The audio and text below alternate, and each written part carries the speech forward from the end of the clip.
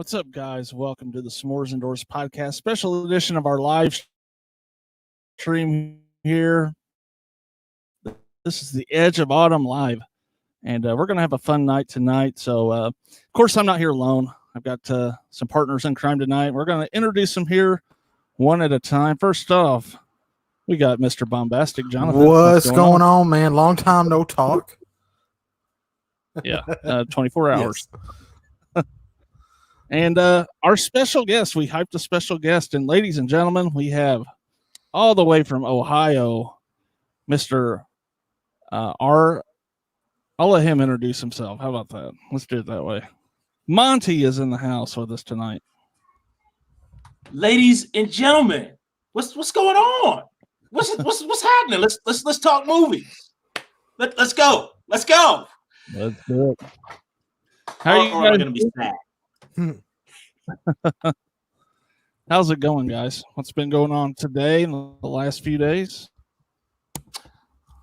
Wow. Well, rough last couple days, man. I mean, the gentleman from Black Panther. Yes. Jeez, man. Chad Boseman. Yes. You know what? Interestingly enough, I did not realize how long he had actually been in the entertainment industry. He's been back as far back as I think is like ER. He was on some episodes of ER. Oh wow. Yeah, he was. I believe it was the last season of ER though, the one that everybody loves.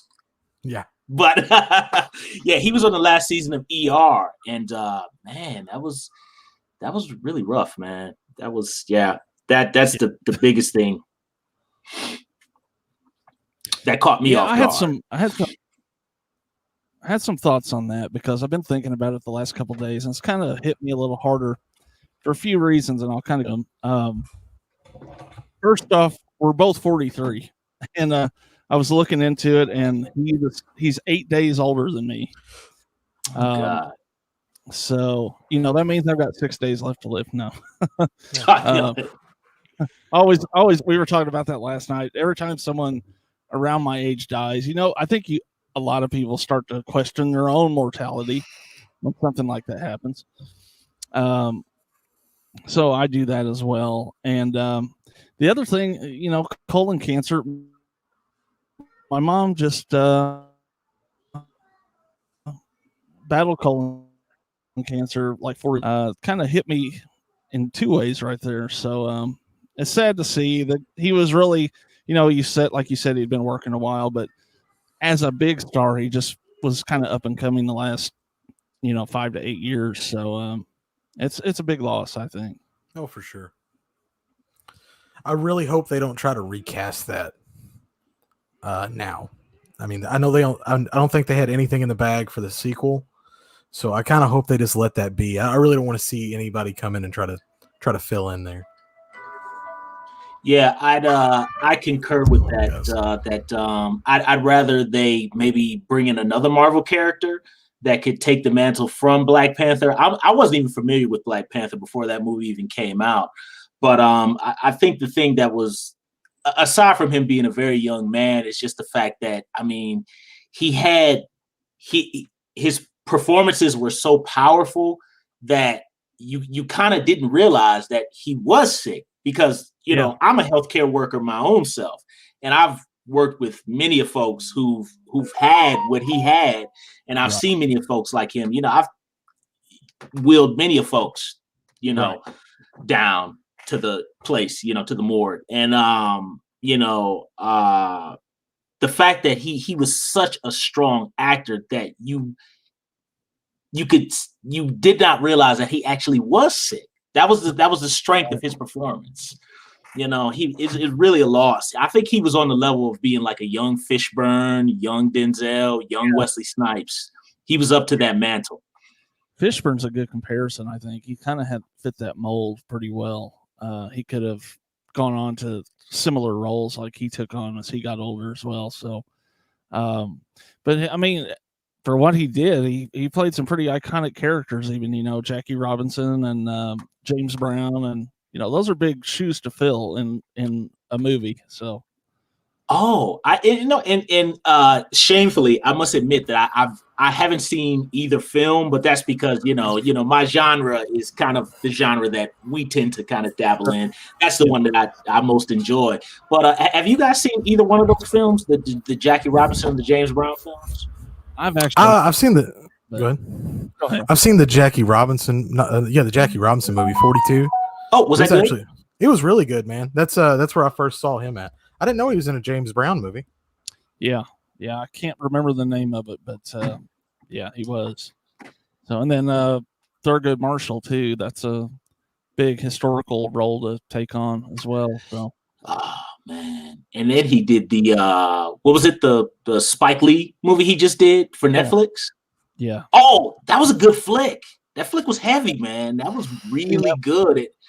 And like he really much he carried the mantle of like the predecessors that I just mentioned. I mean, Denzel, Fishburne, Wesley, they all did Spike Lee joints like back like in the day when they were in their prime. So to see him alongside Delroy Lindo, that was like insane. Right.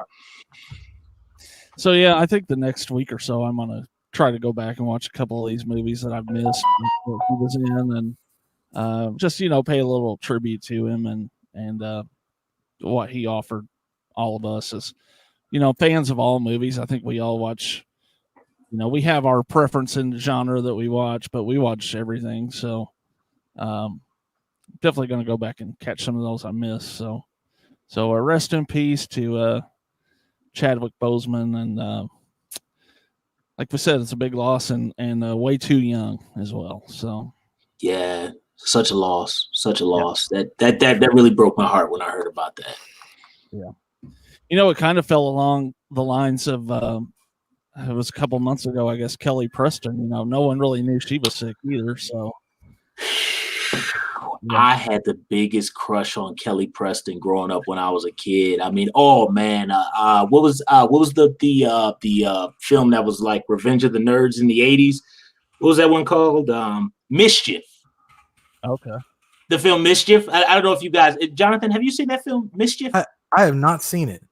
It's like a TNA Revenge of the Nerds bachelor party kind of in that ilk. But I remember seeing that on the Channel 43 8 o'clock movie in Cleveland when I was like 7, the 8 o'clock movie, and I remember I was goo gaga for Kelly Preston. Of course, they cut out all the stuff. It was just like they hop in bed and then next she's putting her shirt on. Like, wait a minute, like, wow, quick draw McGraw, man. You're like, wow, wham bam, you're done. Like, yeah. Well,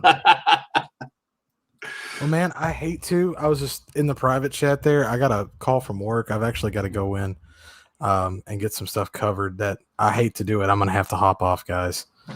Oh, you got to bounce? Yeah, I hate it, man. I'm really sorry. I've been looking forward to it, and that call I got at the beginning, that was work. So, got some stuff I got to take care of. So, we'll have you in the spirits here. So. All right, thanks, guys. Sorry. Okay, well, Jonathan, I'll catch up with you another time, man. I'll message you, man. Thanks, buddy. Okay, bro. All right, well, let's do it. Inside the Actors Studio. Yeah, exactly. I already did an interview today for the podcast, but we'll just shoot the crap and have a good time here. So, I guess one thing I was going to talk about tonight is we talked a little bit about it last night on the live stream. Is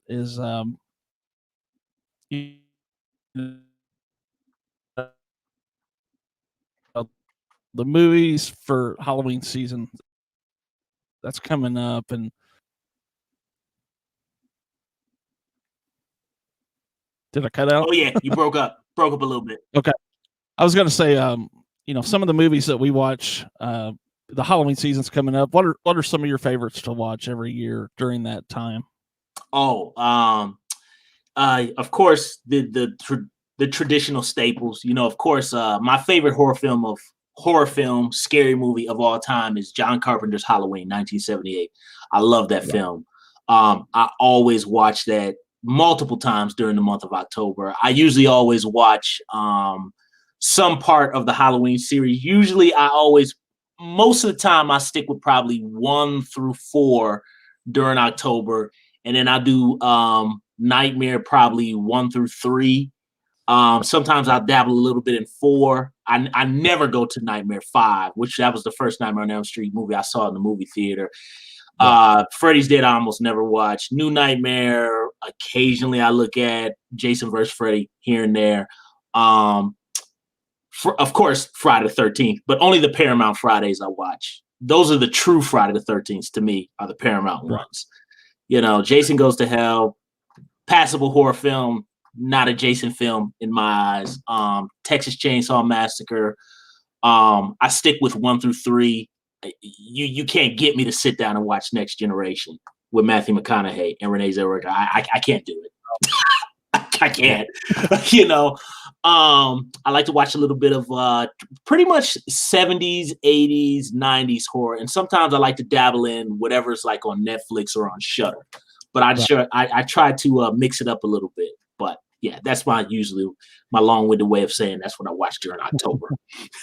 I guess I'm pretty similar, you know. And then I try as best I can to throw in a bunch of stuff that I've not seen each year as well, just to kind of beef up, you know, what I've seen and my maybe you know, add some new stuff that I've missed out on that are new favorites or something like that. But yeah. You know, a cool one I just checked out was last year, and I didn't post it on my, because I think, Corey, have you been there before where it's kind of like you kind of get in that phase where you're kind of like, am I going to continue? Am I not? Am I going to give up? You know? Yeah. And I think it was the movie called House of the Devil. Oh, yeah. Yeah. Oh, I loved it. And I think they shot that on film, didn't they? I think so. That's the Ty West did that, right? Yes. Tom Noonan is in that. Yeah. Yeah. Oh, awesome. I loved it. It was a slow burn, and it really felt like I was like back at like my parents' house, man, with my pajamas on, my WWF pajamas, man, you know, with the VHS tape or Showtime late at night, man, with the Pointer Sisters logo. You know, it was, oh man, I really liked that movie. And there was another one that I saw. Pizza reviewed it on his channel. What was it called? I cannot remember the name of it. Where the kids go to like a haunted house, and what was it called? Corey, I'm trying to think, man. Save me here. What was the movie called? They went to a haunted house, and the people took off the masks, and they had like these disfigured faces, and they were like demons, and it was like Saw-like contraptions around the haunted house. Was that the house? Was that the house? No, it wasn't the House of October Bill. It was like it was a single word title. Somebody in the chat's got to save me. I can't remember what it was called. Yeah, if someone's watching, you know what he's talking about. Leave us a comment there. Yeah, it was a good flick though. Cool. Yeah, I haven't. I'm not sure what it is because I haven't seen it. So. No, I'm gonna get it. It's in there. It'll come up. Yeah, I'm trying to think some new stuff I watched last year. I know Lauren, you know, that's on Piz's live streams talked about. Oh yeah, Lauren. Mm-hmm. Let's given the name of it here. Haunt. Yes. There you go. So thank you for Fanatic 81.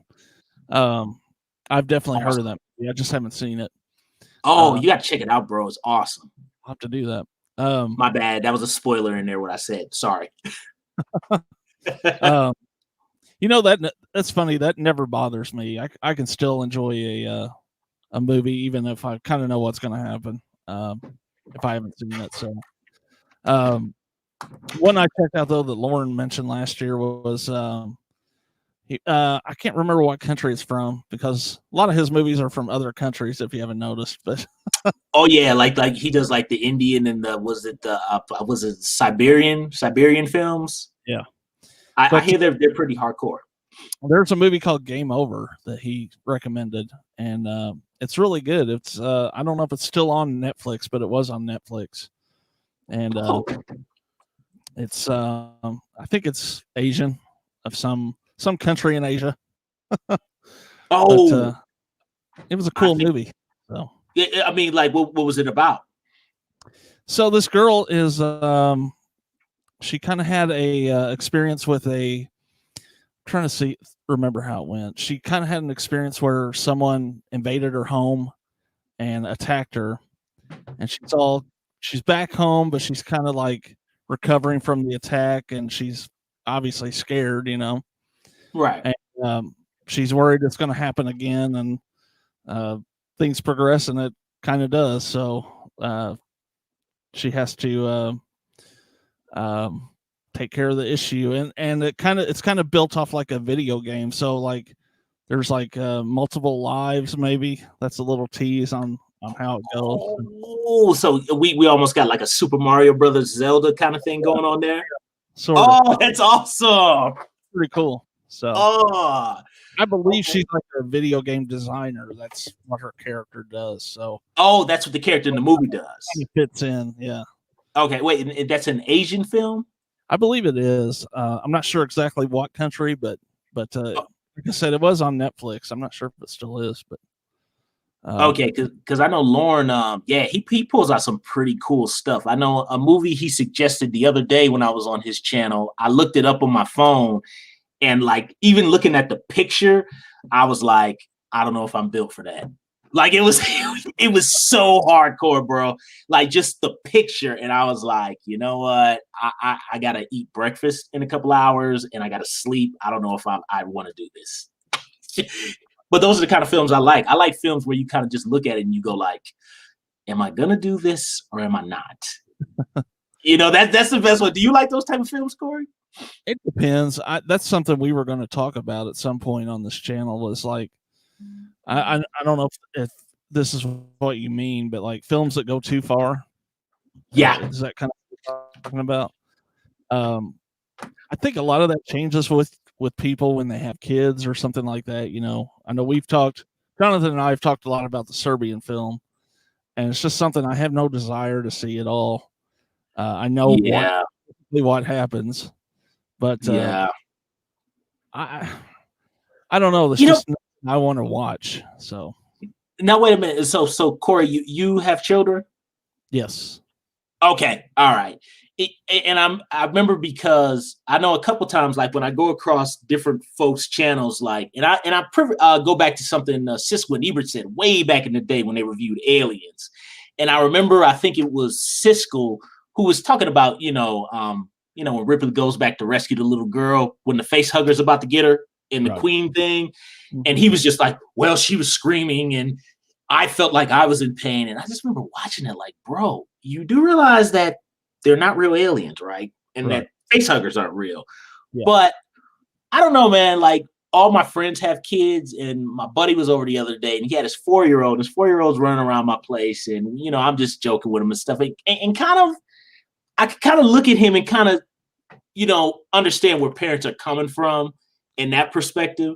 Yeah. I remember Ebert and Roper reviewed the Hills Have Eyes remake, and they gave it 2 thumbs down, of course, because that's a tough flick. It's a hardcore movie, and particularly that trailer scene, right? And I think Roper had made a reference to one particular part of the trailer scene, and at first I was kind of like, oh, Roper, why don't you? At the time, I think when that movie came out, I was 24, so I was like, Roper, come on, man, why don't you quit whining? But in retrospect now, thinking about it, I'm kind of like, and I look at like my friends and their wives and their kids, and I kind of go like, I see where they're coming from with that. You know what I mean? Yeah, I think it depends on the movie. I mean, like, I watch Halloween with my kids even when they were a little younger. Obviously, the TV cut when it was, Yeah. But, I think it's when it's like a rape revenge. I'm not going to watch that with children, or something like that. But a lot of the problem with letting your kids watch this stuff is how good a parent you are otherwise. If you're going to be a crappy parent in all aspects, then it doesn't really matter. But if you're like, if you take each movie that you're going to watch with your kids on its own merits or its own issues or topics that it brings up, then it's another thing. And I think some of this stuff is fine for kids. I've never been a big, like, we have to ban all rock music and, Right. Yeah. Right. because kids are going to do something stupid. So, but yeah, I can't even get the kids to watch them though. They're too busy with a face in the laptop or something. So isn't that crazy, bro? Like how different the times have changed from when we came up. Like, and it's interesting. I like the fact that you brought that up, Corey, is like particularly about the parenting, because you think like, okay, like I use myself as an example. Growing up, my household was divorced. So, but my parents were still very, what's the word, amicable. They were still, everything was still kosher. I still had a very good childhood. I'd go over dad's on the weekends, over mom's. Mom was like, no Jason, period. But the only reason I even saw Halloween and those other films, because remember, that was the era of the 8 o'clock movie where you could plug in your TV and turn, so the local TV stations in Cleveland would air Halloween. And if mom was like sleep from being tired, then it was like, okay, then I could see Halloween at Texas Chainsaw Massacre.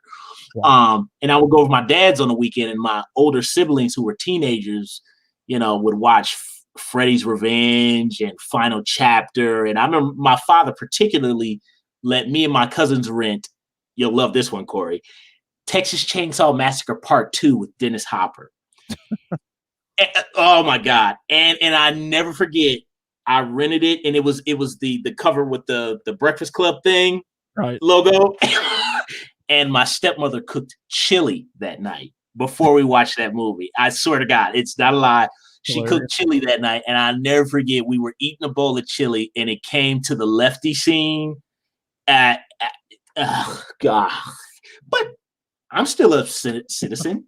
I'm still a good guy. I saw the Lefty scene when I was 7 years old, and I'm still okay. So I think it does just depend on the parenting. I think we could look like the Columbine situation, not to go too far in that way, but that's a situation where someone was already disturbed. Yeah. Violent images exasperated what was already underneath the surface. Yeah. And, we actually talked about that. We were talking about that last night with, oh, really? The things going on in our country. I think it all boils down to mental illness with pretty much all these shootings. And, there's some kind of imbalance already, whether it be, whatever it is, even like anger is built off of some kind of mental imbalance or mental issues. So, exactly. We have, it's a hard thing to talk about. I know there's a lot of insane things going on in the country, let alone a pandemic that we're dealing with too. So, right.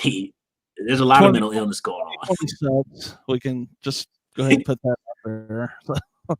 Oh man, it's been an awful. This year's been awful, and last year was awful. It's really just been tough all around, man. I was gonna say about the mental illness that we were talking about. I think that is really an important issue. Is just the fact that I remember when I was in school, and I used to talk about these films. You know what I mean? I talk about Silent Night, Deadly Night, because it's at the video store, and back then in those days. And I remember at one point, my teachers were very concerned because I used to talk about these films so much. But the interesting thing about it is, I never laid a hand on anybody. Yeah. I was a good kid, good student, but it was the love of the genre. And I think sometimes us as movie fans, this is something I've been wanting to address in a video, but I think sometimes people think that movie lovers and movie fanatics are strange people and we're weird, particularly horror film lovers, but it's the fact that we love the craft of the genre. It's not saying we want to go out and hurt somebody. We love the suspense, the smoke, the lighting, the scare, the emotion that it brings out of me. I'm not saying that I want to put on a hockey mask and become Jason. I clearly know the difference between reality and fantasy. I love this fake movie. I think sometimes people cannot discern the difference between the two. Yeah, I think that's a good point. Like, I watch movies for the entertainment and the escape. I don't want to have a a dangerous life, but I like horror because I get that kind of escape from reality, watching that stuff. So, yeah, that's why I enjoy it. So, right, that's how I feel about it too, Corey. Like to me, I think it's I give you an example. I went over to my buddy's house this past summer. He had a cookout, and we were talking about John Wick 3. So basically, everybody at the party hated John Wick 3. To which case, I was kind of sitting there like, how do you hate John Wick 3? I don't get that, but that's just me, And I was like, and this is exactly verbatim what I said, Corey. I was like, oh, come on, he kills like 27 people. What I said? No, I was like, he kills 100 people. And one of my buddy's in-laws was like, you're scaring me. And I was like, well, I was like, wait a minute, sweetheart. Let me explain it to you. Fantasy movie, comic book, he kills 100 people, not go out and kill 100 people. Right. Do you understand what I'm saying here? Yeah. Like it is, and I don't know. It's almost like sometimes I got to put a sticker on my forehead or something that says, look, I'm not dangerous. I like fantasy films. I like the illusion. I don't know. I get kind of heated about that, Corey. Like personally, on my own level, I get upset about that. Yeah, isn't it crazy too? I was just thinking this. Isn't it crazy how like 27 deaths in John Wick is like seemingly less violent and real than like one death in like Henry Portrait of a Serial Killer or something like that? Yes. Oh my God. I mean, Henry Portrait of a Serial Killer. I mean, it's and I one thing I was talking to my buddy about was and I'm digressing a tiny bit here. So me and my buddy were talking about like dating or whatever, right? And my living room is basically like my studio. So I kind of shoot all the YouTube stuff here, but I gotta have the movie memorabilia and all that because this is where I do my thing. And my buddy was like, I was like, well, what do you think? Like when I bring her over, and he was like, oh man, she's gonna think you're a serial killer. And I was like, because I have a picture on the wall of the last Boy Scout. Right. Like, how is that? Like, it's a picture.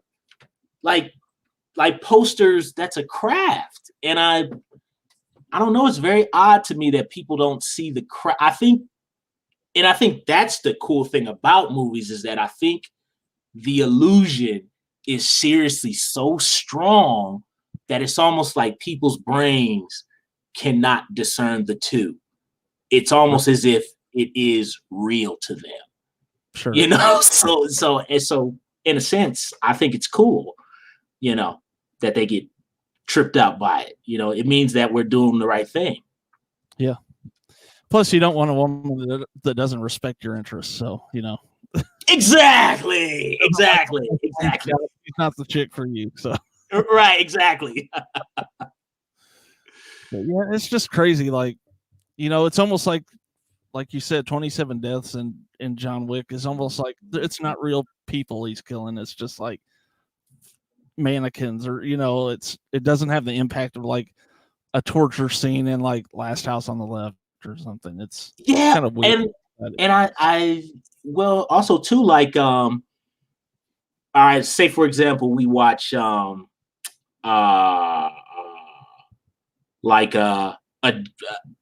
nobody watches Jerry Springer anymore, but let's say Jerry Springer, or we watch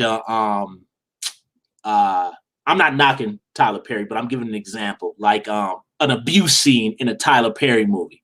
Well, I saw one of the Tyler Perry movies, and I'm not at all picking on Tyler Perry. I'm just giving an example.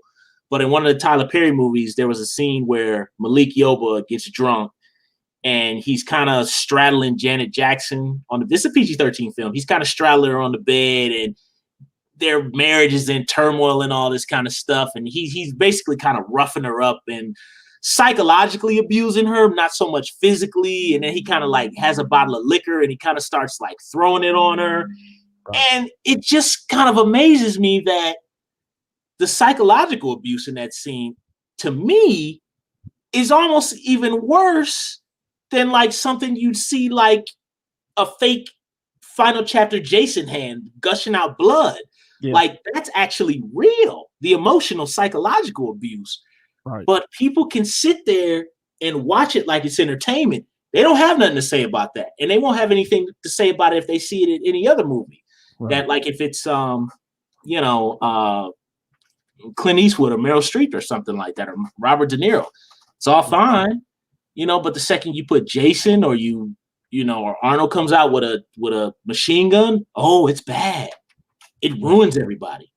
A rocker or a rapper is a destruction of society. Yeah, I don't understand why. It's almost like they don't consider that art when the first scene you were talking about, they consider that art. And it's all art. It's, right, exactly. So, but I to kind of go back, I think, I grew up fine. I was kind of like you said, I have no issues. I never fought anybody, never did anything like that. And I would go to my friend's house like in the summer, and we would watch we would just sit in the house and line up the Friday movies. We would watch any movie we could with a little bit of nudity because his mom was at work. Like we watch Hot Dog and for the nerds. Yeah, Hot Dog. So, but I turned out fine. So I think that's how I feel too. Like and if you're an idiot child, you're going to do idiot things. So. Right, exactly. It's like I'm a healthcare worker. I mean, I was a junior in high school when Columbine happened, and I saw before that point. I saw Friday the 13th, A New Beginning. I think when I was maybe 6 with my brothers and sisters, and I didn't, attack the school. Yeah, it's so weird too. We talked about this too. We mentioned Columbine, but that was kind of a rarity back then, and now it's like every month there was a school shooting the last couple of years. So that's sad. Yeah, and it's mental health stuff, and I think a lot of it too is I think a lot of it, well, 90% of it, in my personal opinion, is mental health. I think that's what it is, but it's also too is people being misunderstood, is people not knowing how to express themselves, people not being able to know that it's okay to stand up for yourself. It's okay to set boundaries for yourself. It's okay to have your own interests. It's okay to be different. And I think some of these kids who have mental health issues, these things are instilled in them. And it's just like a powder keg, man. And then if you throw, some gangster rap or some hardcore rock music on it with a violent movie, and then some kid who's ragging on them in the locker room, right? Yeah, it's a disaster. It's just a disaster. Yeah, I guess you could see where like some type of art form, like a movie or music, could trigger someone who is dealing with mental issues. So, right. I don't think it causes normal people to do abnormal things. So, I guess that's the point. Right, exactly. They're people who they're already broken. You know what I mean? And really, the media or whatever is kind of the catalyst. You know what I mean? I think it was a line in Scream where, what was it that Skeet Ulrich said towards the end of the movie? Oh gosh. What was the line? I have to my brain for that. I'm paraphrasing. I think it was, movies don't make killers. Movies make killers more creative. I don't necessarily think that is true, but I think there was some subtext in that writing, in that scene. Right. It's not true, but I think there might be a little bit of uncomfortable truth in there somewhere. Yeah, I would agree with that for sure. Oh, excuse me. Things like that it's kind of a tough question. Do you think school shootings and things like that are fair game for art forms like film, or should those not be tackled in film? I remember watching the first season of American Horror Story when it came, and I loved that first season. The first season I thought was awesome, and then I didn't realize it was an anthology thing, and I was kind of like, huh, and they lost me. But I will say, because I remember that there is a kind of a reference to Columbine in one of those episodes I remember. And I remember at the time, it didn't sit well with me, only because I was a junior in high school when Columbine happened. And I just remember it so freshly. And even when I see documentaries now, you know, I'm the exact same age as all of these people in the documentary. And even though I wasn't there and I didn't experience the trauma like they did, there's like the empathy is there. I just remember it. I remember that day so well after it happened in the newspaper, the Plain Dealer in Cleveland. So I think it's I think if you handle it with, I'd use the word class or some dignity, I think you can put it in a film if you do it tastefully. A situation where it's not done tastefully, in my personal opinion, is something like what was that movie about the death of Anna Nicole Smith? Oh yeah, I didn't watch it, but I saw a clip of the movie version of the murder, just a part of it, and that did not sit well with me. I thought that was in bad taste, in my opinion. So I think you can do it, but I think you need to handle it as in, like, you know, assault or can I use the other word? Sure. Rape, like rape in film. I think it's okay to do those subject matters. And I think it's even okay to do them in exploitation movies if it's just like off in the cut somewhere. But from my personal opinion, if I was going to do a film about those heavy subject matters, I'd like to do them tastefully and try to see what's underneath what causes this. Yeah. To help somebody. Yeah, I don't think you want just a reenactment of the whole. Exactly. I don't want to just titillate and you know help the sociopaths and psychopaths in the movie theater, salivate. I think that was good about the there was a handful of movies that came out after 9/11, and they were mainly focused almost like the terrorist event was kind of like the outskirts of the story. It was more about the heroes involved in the story. In those movies. Yeah. Was that like the Flight 93 was one where the people took over the plane, or at least that's the story. United 93, was that it? 93, yeah. Yeah, that was heavy, man. The Nicolas Cage movie where he's the cop kind of trapped in the towers. So yeah, but it's a Nick Cage movie. Oliver Stone did that one, didn't he? I think he did, yeah. Was it good? Yeah, it was okay. I mean, it wasn't. It looked good. I mean, it really looked like the Twin Towers, so it had that going for it. But it's Nicolas Cage laying under a rock for 2 hours. Oh, was he doing the Peggy Sue Got Married voice?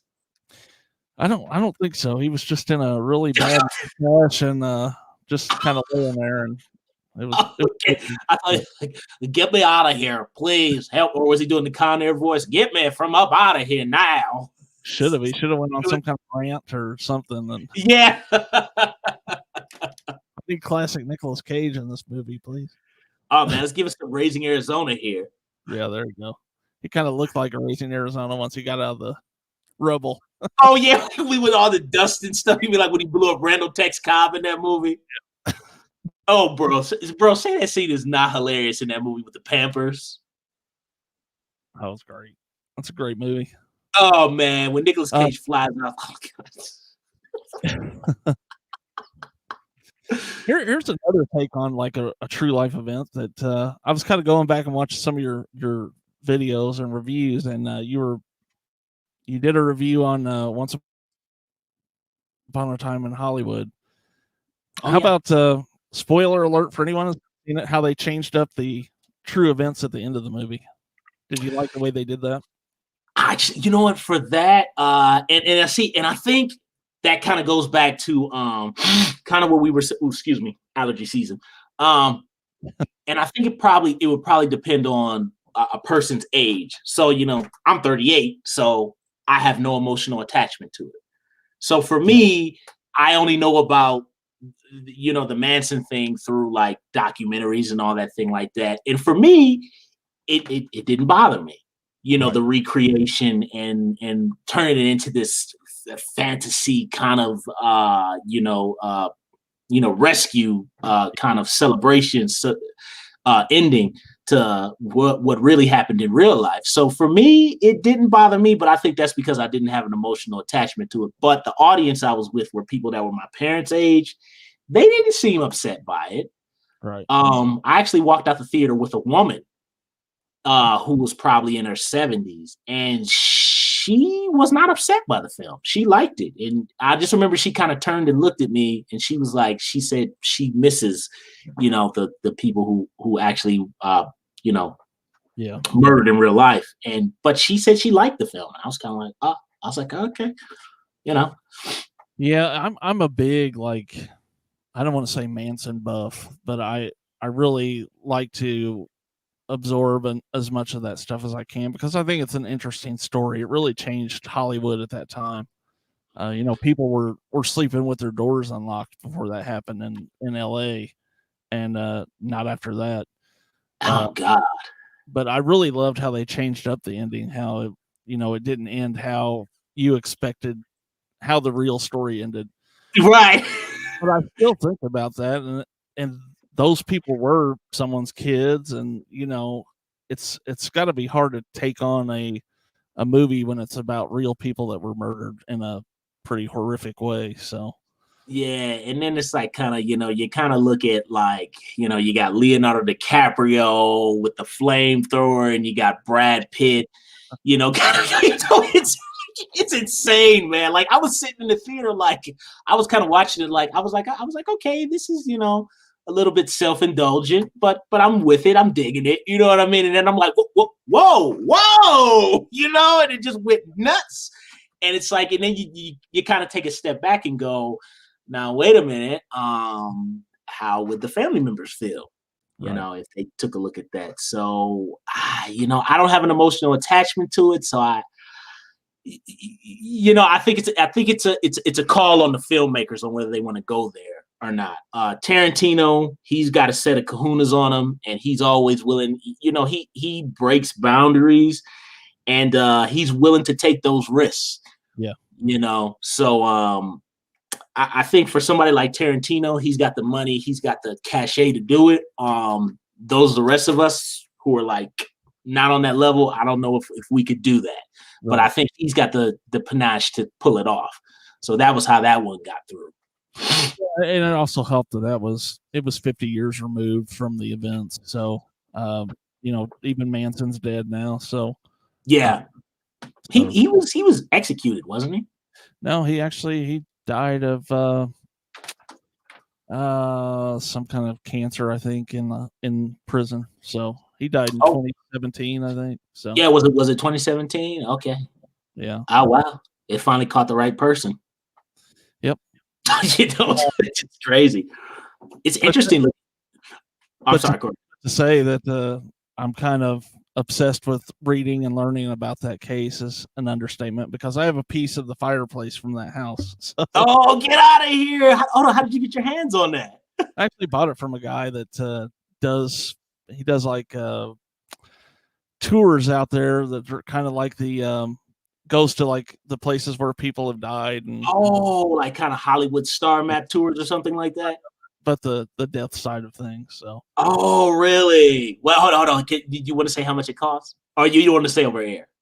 No, I'll say. I think. How much was it? I think it was about $30. So it's just 1-inch cube of the fireplace. So. Get out of here. Sent me a copy of Sharon Tate's death certificate with it. And what? Oh my God. Shadow box. Yeah. Oh, that's wild. Corey, do you have it like with the Terminator 2 like claw, like with the glass thing over it like that? Do you have it? Shadow box. I'll try to find it here shortly. Is it really?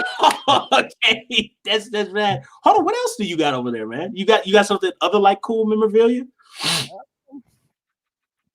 Not really. I don't I usually buy just movies. That was something I bought kind of on a whim because I thought it was kind of cool to have it.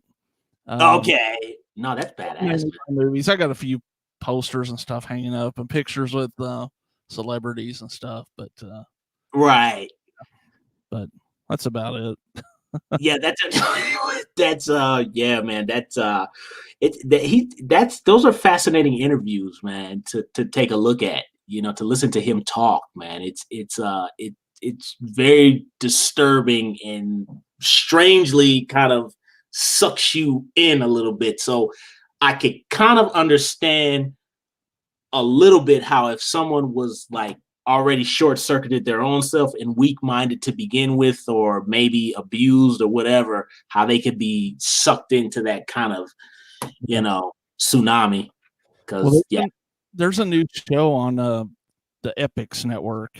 It's kind of about the whole Manson story, and they go really in depth. And there was a complete episode about him growing up, and there was a story where he was in school, and he was a really small guy, as an adult and even as a child. So he was, bullied in school, and this guy was bullying him, and he talked these girls into beating up the guy, and the principal or whatever said, why'd you talk those girls into beating up the guy that was bullying you? And he said, they did that on their own. That was their idea. So it circles all the way back to when he sent these people to kill those people and said, well, I didn't do anything. They did it.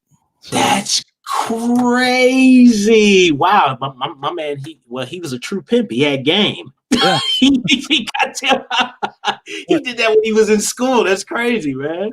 So I think a lot of his stuff was like, I don't know if shtick was the right word for it, but his like out there craziness, I think, was more of an act, and he was probably pretty smart knowing what he was doing. So yeah. I mean, goodness, he definitely he was almost like someone you'd see like a door-to-door salesman or something like that. You know what I mean? Or almost somebody you see like in a retail store who sell you a lawnmower. Yeah. You know what I mean? He'd make you believe it. Hey, this is the best lawnmower in the world. You know what I mean? Hey, you should spend that $800. You know what I mean? It's better than this $140 lawnmower over here. Come on, Yeah, it's easier to talk these people into things when you got them all high on drugs. So I forgot about that part too. Yeah, it's like you have a couple sips and a couple psychedelics, and then you go like, hey, why don't you go over there and just kill that person? Hey, look, I'll sit back here and chill. They're the devil. Go do it. It's crazy, man.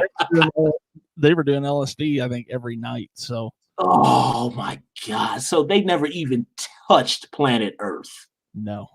Oh man. What does that do to your brain, man? Like doing that much LSD, it's got to put you off on somewhere. Yeah, crazy. We did a little live commentary the other night, or I guess it's been a couple weeks now, and it's kind of a drunken commentary on the movie Hack-A-Lantern. I don't know if you've seen that. It's a pretty bad movie, but it's one of my favorites. So I live in a legal marijuana state. Okay. I drank some beer and then I took a couple edibles and I thought I was going to die. So I couldn't even imagine doing LSD. That's funny, Corey, is like in my days when in my early 20s when I was into that sort of stuff, I never went that far. I kind of only went the Cheech and Chong route. That was the farthest I ever went. But I tell you, like, you get some of that Cheech and Chong and you get a little bit of that, Nicolas Cage leaving Las Vegas, and you mix it together. And even just those two together is like enough to really just get your perspective really. Because I remember like when I was in my early 20s, me and my buddies used to go to clubs and stuff. I mean, I'd go home and, the early days of cell phones, and I'd have like all kinds of cell phone numbers, calls I had made all night. I don't remember. One time I remember we went over some chick's house. I had no recollection of it until like afterwards. And then I just said, Lord have mercy. I think about that now. And I said, you know what? There really is a God, because, man, I probably shouldn't be here right now. Oh yeah, I've had nights like that for sure. Yeah, A lot of my college nights were a drunken stupor. So, oh my, yeah, it's like, it's funny, when you look at that bill, it's kind of like, that's really what this pays for right here. Yeah, all those drunken nights. Half my student loans are alcohol. So yeah, exactly, exactly. Grey Goose, Bud Light. I should have drank the cheap shit. Mm-hmm. We did do that sometimes though. We went to we were like having a little get together one night, and we went to this I think of like a CVS or something, and they had a special on this oh god, what was it? It was like Pabst, but it wasn't even Pabst Blue Ribbon. It was like just Pabst, and it was like a case for like $4. So we got like 6 cases of that. Look, you guys got two, didn't you? $4. We had like, I don't even know what it is, like 140 beers, and me and one dude drank like 40 apiece over a couple days.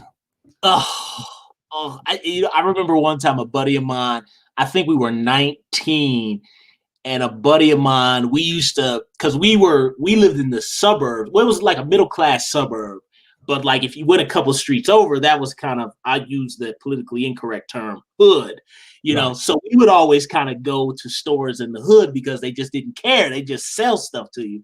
Yeah. And I remember my buddy came with this stuff. I think it's called Wild Irish Rose, which is that's horrible. That's like gutter. That's like gutter stuff, Corey. You know it is, man. Like we were like 19. And I never forget, we had like 2 of them, and I never forget, we took them to the head, and we were like feeling good, and we had these girls, and we got numbers and all this kind of stuff. And I remember the night ended with basically all of us leaning out the car like this, like oh, Corey. I mean, I'd never forget, my buddy, he threw up first. Then my second friend, he went following, and I was just laughing at them. And I was like, they dropped me off at home, and then I was pretty good for about a minute. And I stared up at the ceiling, and I had the movie Money Train with Wesley Snipes and Woody Harrelson. Yeah. The poster was right in front of my wall, and I looked at Wesley Snipes' eyes in that poster. And like one of Wesley's eyes in that poster is bigger, and for some reason that just made my stomach turn. And I was just like, oh, right in my room. I never forget that. The worst one I ever had was you talk about cheap stuff. I was with someone and we were drinking Mad Dog 2020. I don't know if you heard that. We drank that, and the next day I lived with my grandma at the time. And the next day I was just laid out on her bed in her bedroom, and her TV in her bedroom was on like the soap opera Emmy Awards. Oh God. I couldn't even move to change the channel, so I had to just lay there and suffer watching the soap opera award.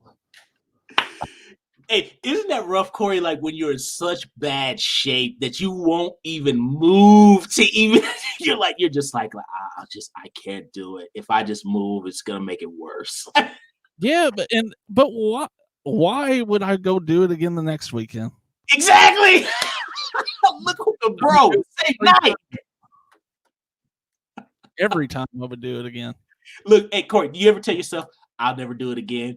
Yeah, every time. Yeah. They're feeling like shit. I say, well, I'm never doing that again. And it will be 4 days later, I'm out doing it again. All right, look. You're sitting there praying over the toilet like I'll never do it. Eating a loaf of bread and a gallon of water. I'm like, it'll never happen again. The next thing you know, my buddy's like, hey man, want to go to downtown? LeBron is going to be at the Splats. Sure, let's go.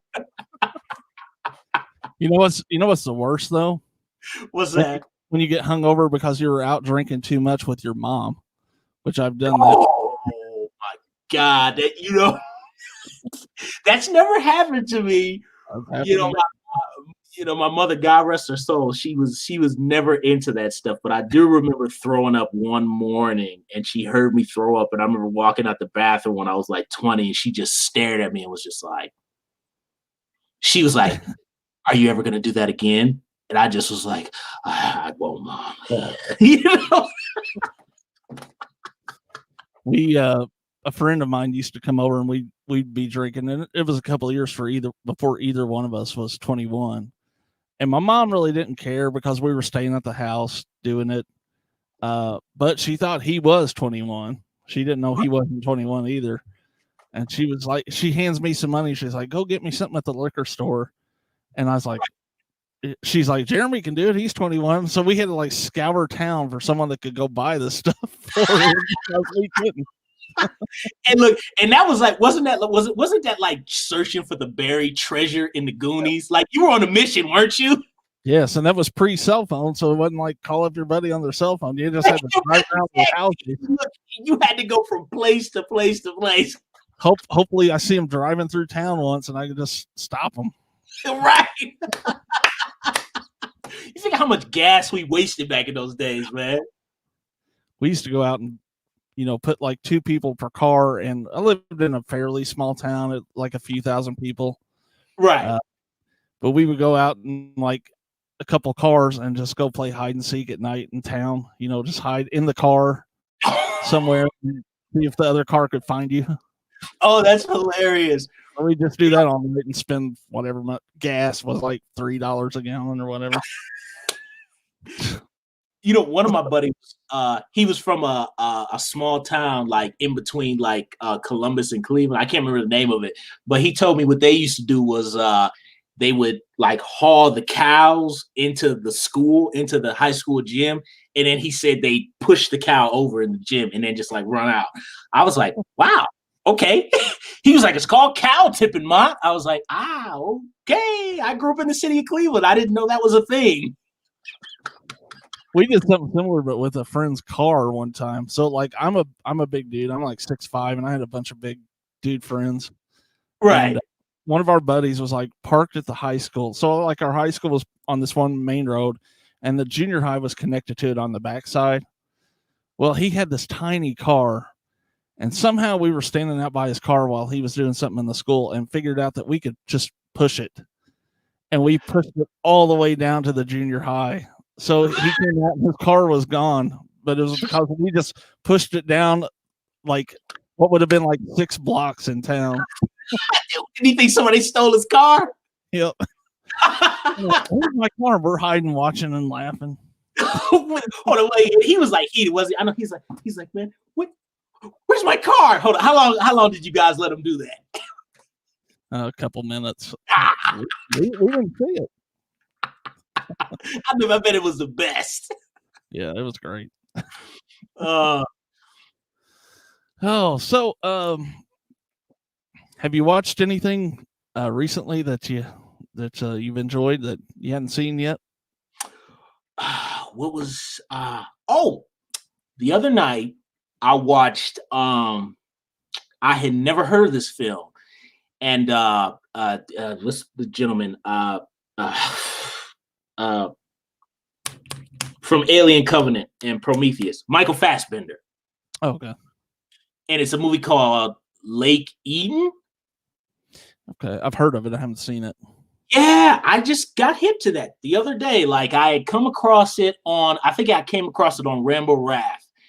And Rambo Raff for Life did a rant on it. I didn't listen to his rant because I saw the rant, but I was like, I don't want to listen to it because I know he's going to have spoilers. I want to see it fresh. And now I did not get to the finale yet. I think there's like 25 minutes left of the movie, but right. I had no expectations. But from how far I got into the movie, I thought it was okay. A lot of other people were saying it was great. Rambo hated it, but I thought it was okay. Right. Yeah. I watched a movie the other night, which was probably shocking. It was kind of a surprise to Jonathan, but I had never seen the original Maniac with Joe Smell. Really? Yeah. So I happened to be on Shudder the other night, and I put it on with the Joe Bob wraparound, and it was a fun watch. I had seen the Elijah Wood one. Yeah. I love that. I love that remake. I thought that was really good. But I don't know why I never got around to watching the original, but had a good time with it. It was kind of a fun watch, and I was in the mood to watch something with Joe Bob and man. I used to love Joe Bob, bro. Like who was it? It was Joe Bob and USA Up All Night, man. Those were my favorites back in the day. I loved it so much. I remember when I was a little kid and we would go to the video store on the weekends, I would always see that that Maniac was with the severed head at the video store.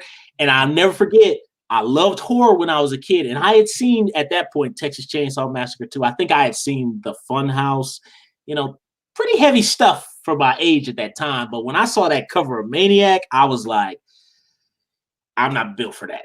Yeah. I'm not doing that. So I literally did not see Maniac until last year for the first time. Yeah.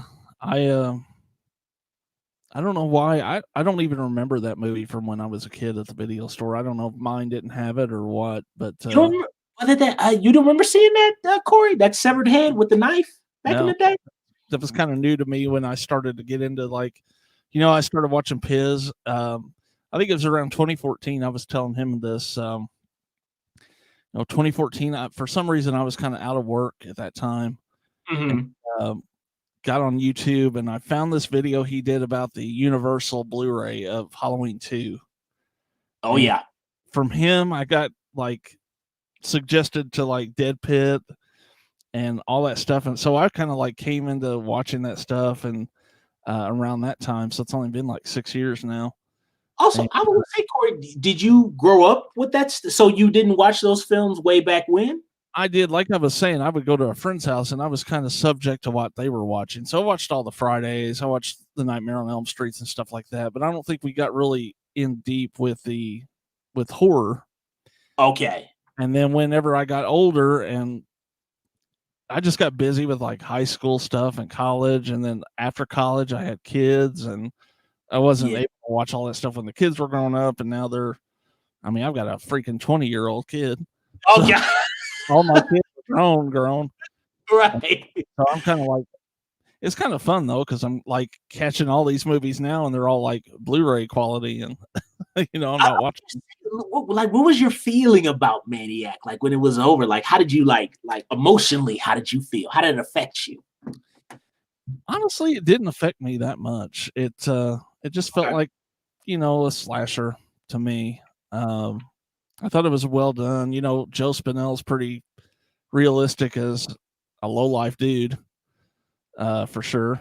And he's intense, bro. He's intense. I love the setting too. That grimy 70s New York City is awesome.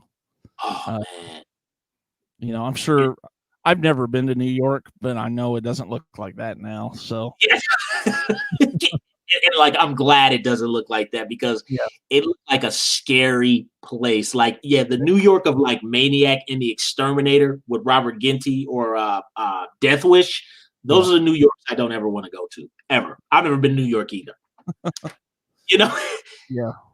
Yeah, he's a scary guy, Joe Spinell. Yeah. I spend a lot of time in St. Louis. I'm not too far from St. Louis. And, okay. So I know Escape from New York, a lot of it was shot in St. Louis. But so St. Louis now is kind of St. Louis and Detroit now are probably like New York back in the 70s. Yeah. Oh my God. Detroit. I never forget I think my 7th grade trip when we went to Canada in 7th grade. And anyway, at one point we saw the Motown House. And it's funny when you see the Temptations TV movie. Oh, it looks the Motown House, yay! And then when you see the Motown House in real life, you're like, "That's the Motown House." It's for real. That's the house over next to the gas station. Right. It's crazy. Yeah, it's funny how things are like that. I want to go back to the true crime thing. One of my bucket list things is to go to Dallas where Kennedy was shot. I'm more. I know that, but no, I am too. I've always heard that that area looks way smaller when you're in person there. It looks kind of wide open. Yeah. TV, but I hear it's really kind of compact. That little curb and the grassy knoll and everything. So I actually saw it. Goodness, how many years ago was that? I think I was. Oh man, how was I? I think I was 13, 14 when we went there. So I can't remember it too much, but I remember going there, and then I saw pieces of the JFK movie, and I kind of still remember thinking to myself, how did that happen? Like, how did they pull that off? But I guess, I'm thinking of it from a modernized versus, back then, when the security might have not been like how it is now with high-tech cameras and all that stuff. That's a shocking video. Yeah. It's tough. Yeah. Yeah, there's I've been to the Lorraine Motel where Martin Luther King was shot a couple times, and there's always that picture of the guys with him like pointing towards that rooming house where they say he was shot from. And it looks like a distance in that picture, but when you're there, it's like right there. It would have been an easy shot from there. So yeah, it doesn't look like, even when you look at the banister area, it like the distance really doesn't. It's kind of like, what? Like you tell, like what? No, like did anybody like what? Nobody saw, like, which people did, but we, how it goes. It's just like, well, hey, I'm going this way. You know what I mean? Hey, I didn't see nothing. It's crazy, man. Yeah, I know. I'd heard. Oh, I'm sorry, Corey. Go ahead. I was just gonna say that's kind of a weird case now because I think a lot of his family doesn't think the guy that was convicted did the shooting now. So yeah, I read a lot of stuff where they think that it was somebody else, and they think like I read like they think like the FBI had like set him up and for him to be the fall guy and all that kind of stuff. Yeah, there's a lot of shaky stuff because that was who was the head of the FBI then? That was J. Edgar Hoover, I think. He was that says enough right there. Buddy, I watched a documentary on him for the first time a couple years ago. I'd probably say full-on sociopath. Full on. He was clearly psychopathic, sociopathic. He was not well. He was a sick person. Yeah. Yeah, he did not have an ego problem. He was sick. He was crazy. He probably had his hands in all those assassinations in the 60s, probably to some degree. Oh man, he was probably full on, man. He probably had body bags like probably in his backyard, man. I'm pretty sure he had a couple of bodies back there, man. Probably. He probably had a little skeleton chair like Texas Chainsaw Massacre 2 in his backyard. Yeah. He changed his last name. It was originally Sawyer, so he didn't know that. Oh no! Wait, no, seriously? No, he makes barbecue on the side. Yeah, right. Chili, whatever. Some new health food bunch. Head cheese. So I was trying to think of some stuff to talk about. Did you grab any of that Scream Factory stuff when it showed up at Walmart's? No, I didn't. But I did. What did I recently just picked up? I recently just picked up Psycho 4, and I got Psycho 3, which those are some older Shout Scream releases. I was very pleased. My Psycho 3 they sent back. For some reason, something happened with Amazon, and they gave me my money back, and I was like, "What?" Right. But Psycho 4 came, and which I had seen Psycho 4 when it originally aired on Showtime in 1990, and I didn't care for it back then. I think I was way too young because that movie is way too heavy and has way too much subtext. To really fully, process it. Watching Psycho 4 now, I think Psycho 4 is pretty brilliant, in my opinion. I think it's underrated.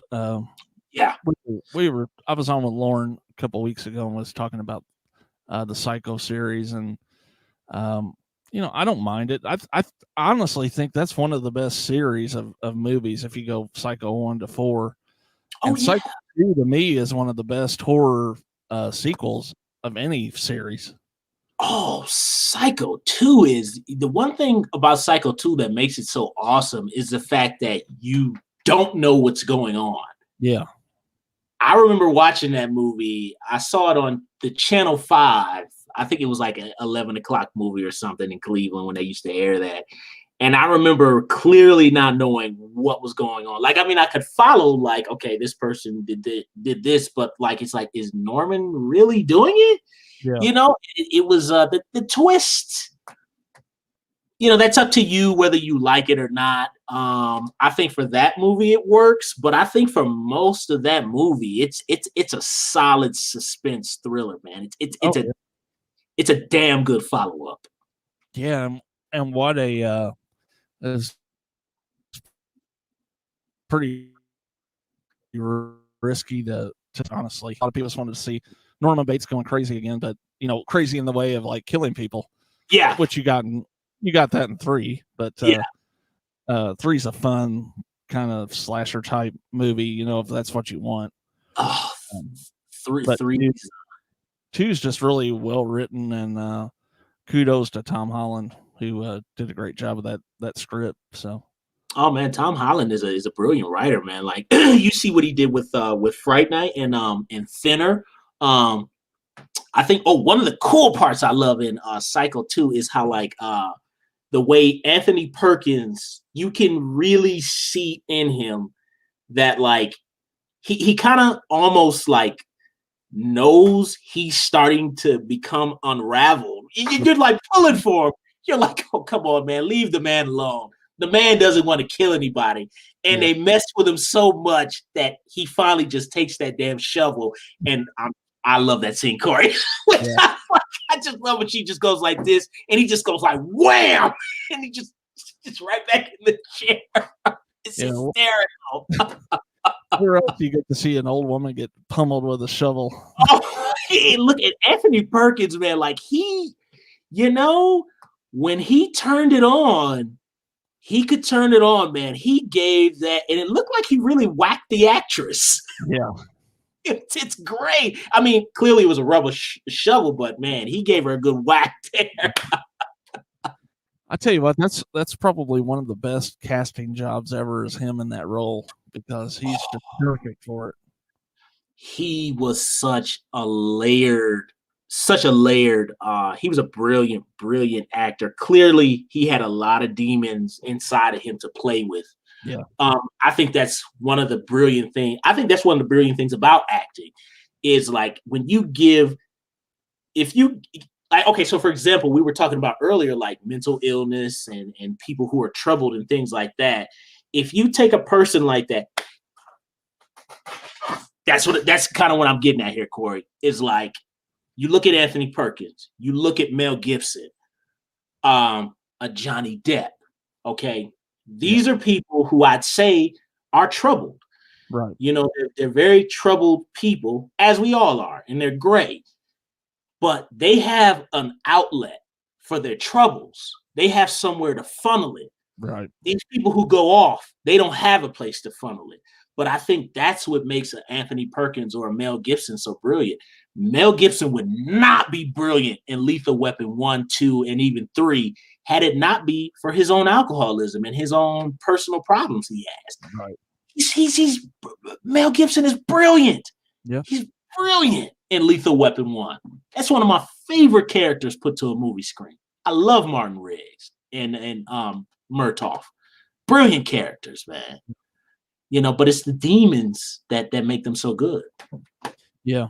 Yeah, I was thinking with Anthony Perkins, like he had to be in a tough time in our country or in society to be a gay man too, you know, to be dealing with that and maybe get some kind of catharsis for playing that role and expelling some of that tension and issues he's going through. So I would definitely say, I'd say you call it on that one, Corey. I'd definitely say, I like that word you use, like expel. Like you can clearly see, like, and it's subtle. And that's the brilliant thing about the first cycle is it's very, so, you know, of course, by the time you get to 3, he's blatantly necrophiliac and all that kind of stuff on screen. But you know, it's like, what is going on here? But in the first film, it's very under the surface and layered. It's boiling under there. But you could see that, you know, especially in that time period, he's a man that's playing a character who's struggling with his own sexual urges, as Perkins was his own self, with his own, you know, being a a gay man, at that time period and having to hide it. So Norman is having to hide that too, so he's just, man, and you could, man, Perkins just, whew, that's a heavy, heavy, heavy, heavy character, man. I do remember seeing an interview. I read about it where an interviewer called him Norman Bates, and I guess it ticked Perkins off. Like Perkins went off apparently, but really, he, aside from the killing, he was Norman Bates. Yeah.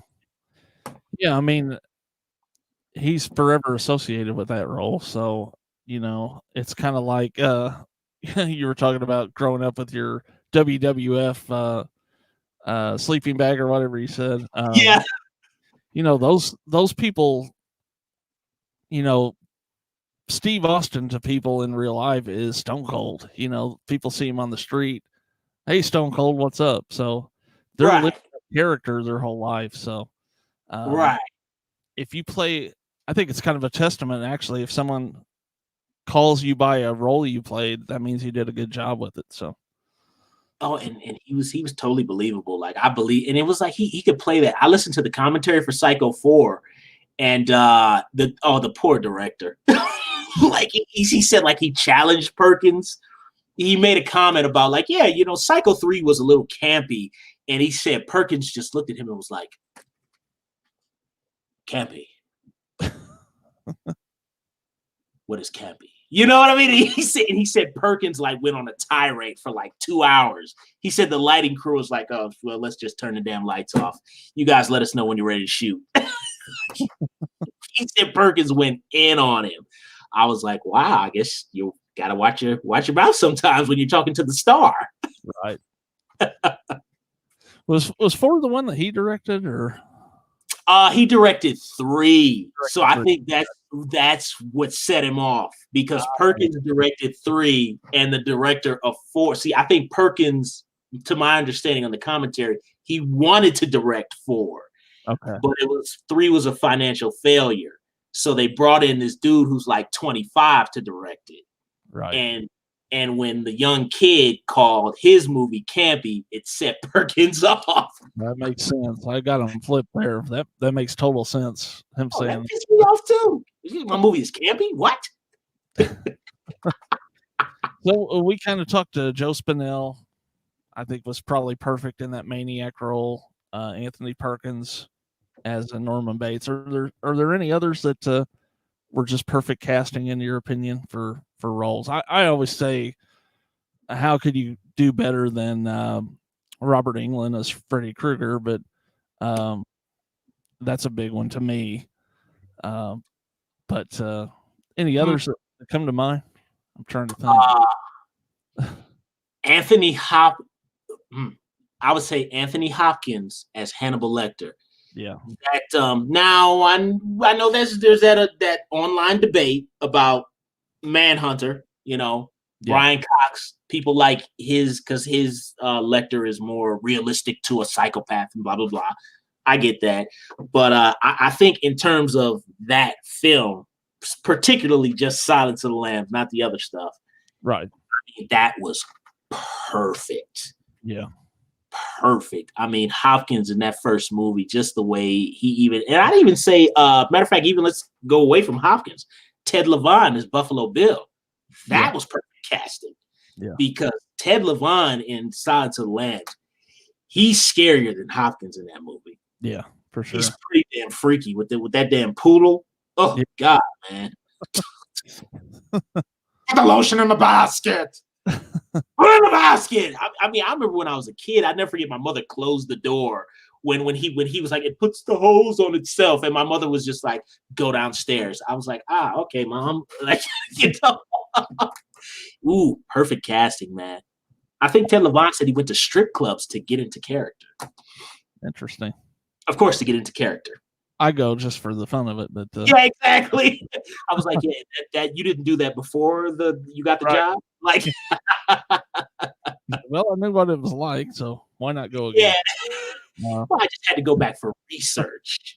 But I think that was definitely a perfect role of casting, because Levine in that role, he very much comes across just as a tortured psychopath. And I think and also kind of with some mental deficiencies in there. And I think he plays that very subtly. I think you could say that Buffalo Bill wasn't just somebody who had emotional psychopathic problems, but also probably, obviously mental deficiencies, maybe some mental disabilities and other things that I think Ted Levine layered throughout that performance. Like even like the inflection in his voice when he speaks, he obviously seems like he's mentally disabled as well. Yeah. So yeah, there's a very perfect casting on that role. I think my biggest perfect casting is Donald Pleasance's Dr. Loomis, and how could you do better than that? Oh man. Sure. I was going to ask you though, are you a Manhunter or Red Dragon guy? If you had to pick one of the two, gotta go with Manhunter. I'm 80s all the way. Yeah, I gotta go with Michael Mann. I loved Red Dragon when I first saw it. The rewatchability is not there. It's just not. You know what I love about Manhunter is, like you said, it's a Michael Mann film, and it's in that same era. It almost feels like a Miami Vice Hannibal Lecter movie to me. It's got like the clothing is the same, and yeah. Oh, bro, the colors, like and then what is it? Is it Tangerine Dream? Did they do the music for that? Yeah, I think so. I think it's Tangerine Dream. So it's like the blues and and the keyboard sound and the very long takes. It's there's some things in it that obviously are cheesy. The hair, the hair on who's the actor from Don't Breathe? Peterson. Yeah. Oh yeah, William Peterson. Yeah. I mean, William Peterson's hair in that movie, at that time, it's like, bro, come on, man. You got the curly Shelley Friday the 13th Part 3 curly fro going. Come on, bro. Shape it up, man. Do something with it. The beard is cool, but do something with it, bro. With the mullet in the back. That's a fantastic movie. It's interesting. I would love to do a show sometime just about Michael Mann and his movies, because I love a lot of them. Like Thief is another one that I just love. Bro, I just caught up with that a couple months ago. I'd never seen it before. I caught up with it a few years ago because of Piz. Actually, he talked about loving that movie so much, and I watched it, and to me, it's almost like it reminds me a lot of like. Obviously, I saw the movie Drive with Ryan Gosling, and they're similar to me in style. Yeah. But I like Thief a lot better. I'm a sucker for that 70s, 80s stuff because it just reminds me of growing up, Yeah. And I like the fact too, like with when you go back to like the 70s, 80s styles of filmmaking, I like the fact that those movies more take their time. Yeah. You know what I mean? I like how it doesn't have to be so choppy and so cutty. It doesn't have to get to it. It allows you a chance to breathe, and it lets you figure things out on your own. Versus just going through it like saying, take it. Right. Let me breathe a little bit. Let me feel the movie a little bit here. I love that about those films. What's weird is we talked about this.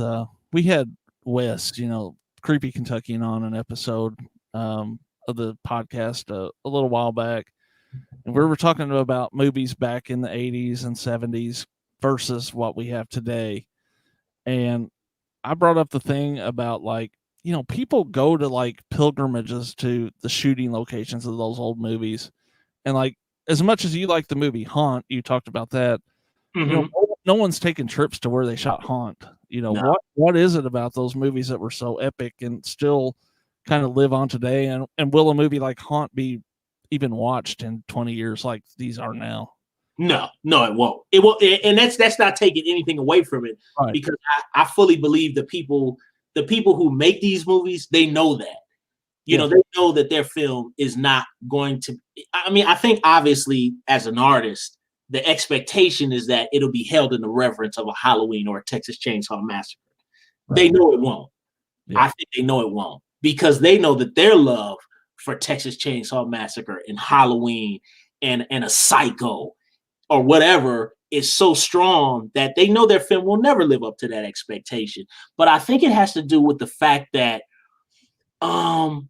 I think probably a lot of it has to do with the fact that when those movies came out, and I would say particularly for gentlemen in our bracket, you know what I mean? People who are like, late 30s, 40s, maybe into their 50s.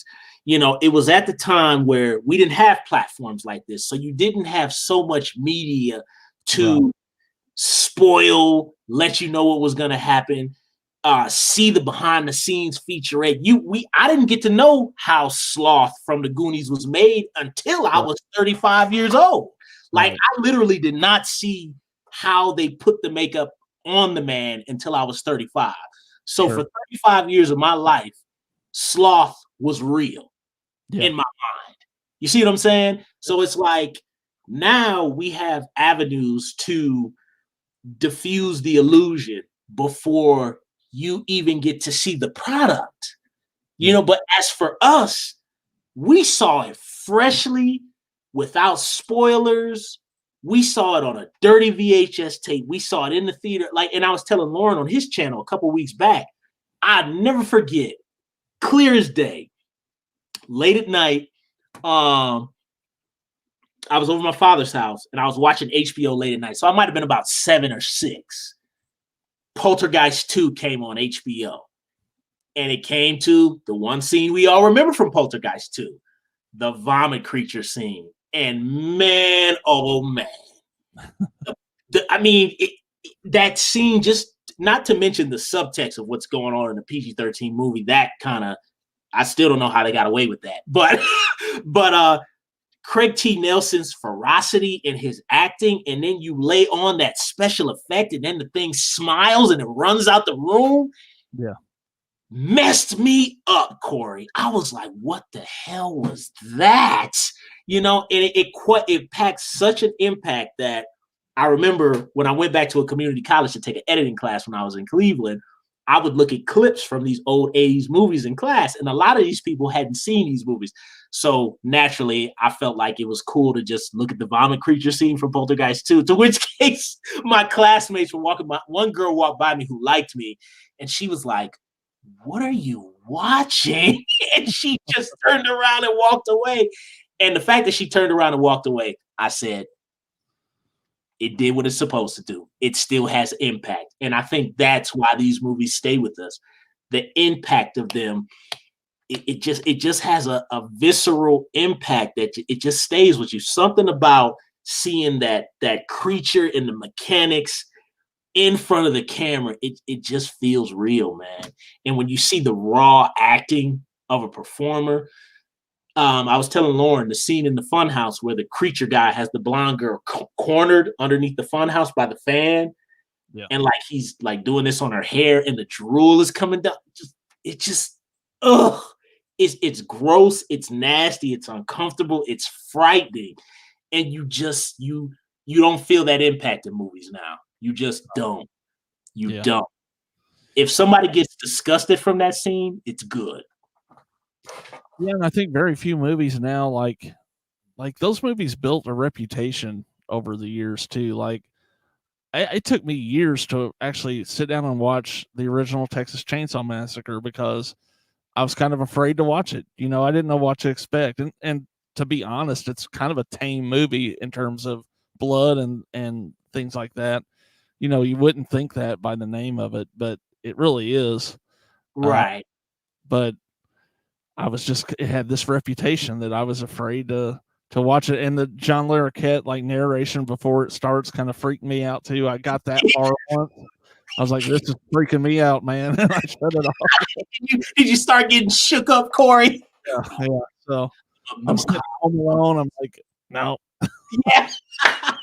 Not ready yet. You right.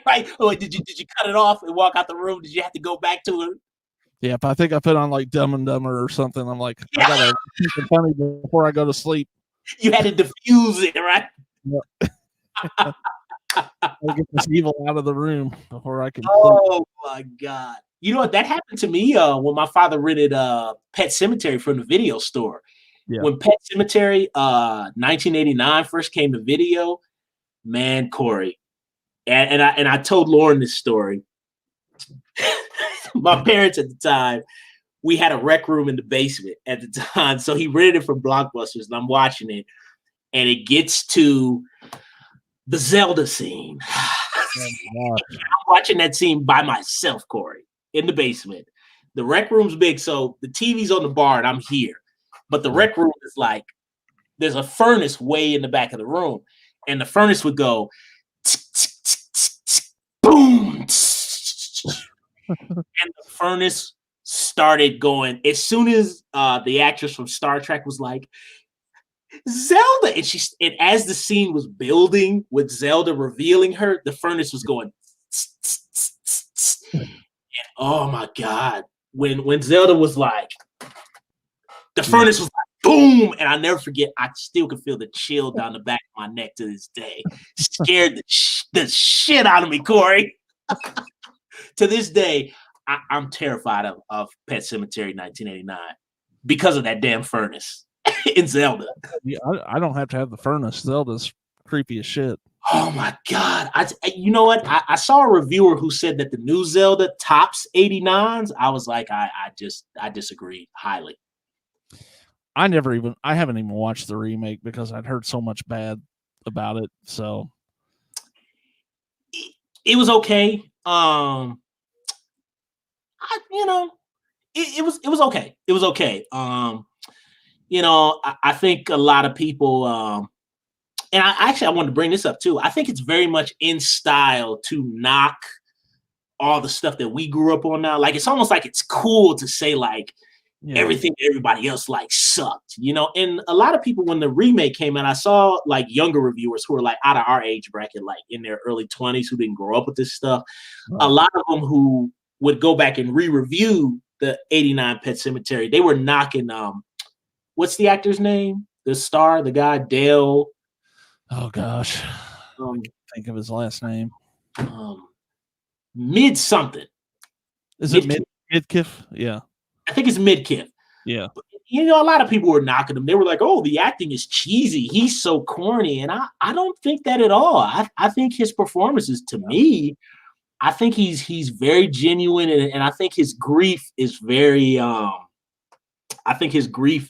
real in that movie. And I think that's one of the things the Pet Sematary remake didn't have for me. It didn't have raw grief. Right. And I think that's what I love most about Pet Sematary 1989. I love the Zelda and I love the creepy stuff, but the raw emotional grief. Yeah.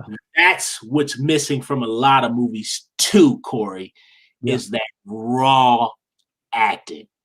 Yeah. Of a Mel Gibson or Anthony Perkins. Like, when they cry, they cry. When they scream, and it's coming from here. You don't get that now. You get paste and copy acting. I'm sad. I don't feel it. One thing I do appreciate about remakes is the fact that sometimes it does get people to go back and check out the original, which, probably a lot of people in this generation before that Pet Sematary remake, they probably not seen the original. So, of like, younger people these days. So, but yeah, Zelda, freaky as hell. I think another movie that messed me up as a kid was, and I think it's still effective in terms of special effects, is that Cronenberg Fly. Oh, it just freaked the shit out of me back in the day. Corey, I'm so happy you brought that up. And the reason I'm happy you brought that up is I had an idea, but I was thinking about this is, one of the things, it kind of going back to what we were just talking about, is how maybe some of the newer films aren't going to stand up like the films that we grew up on, is the fact that the movies that we grew up on and we saw, we would go back to school and talk about it.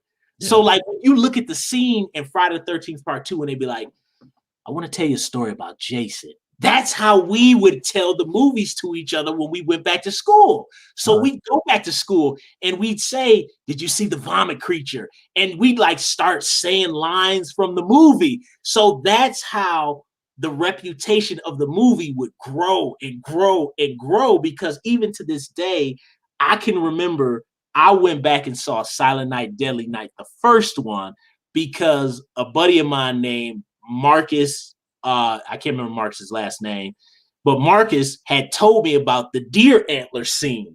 Yeah. And I remember he was like, yeah, he puts a girl on some deer horns. And I was like, what?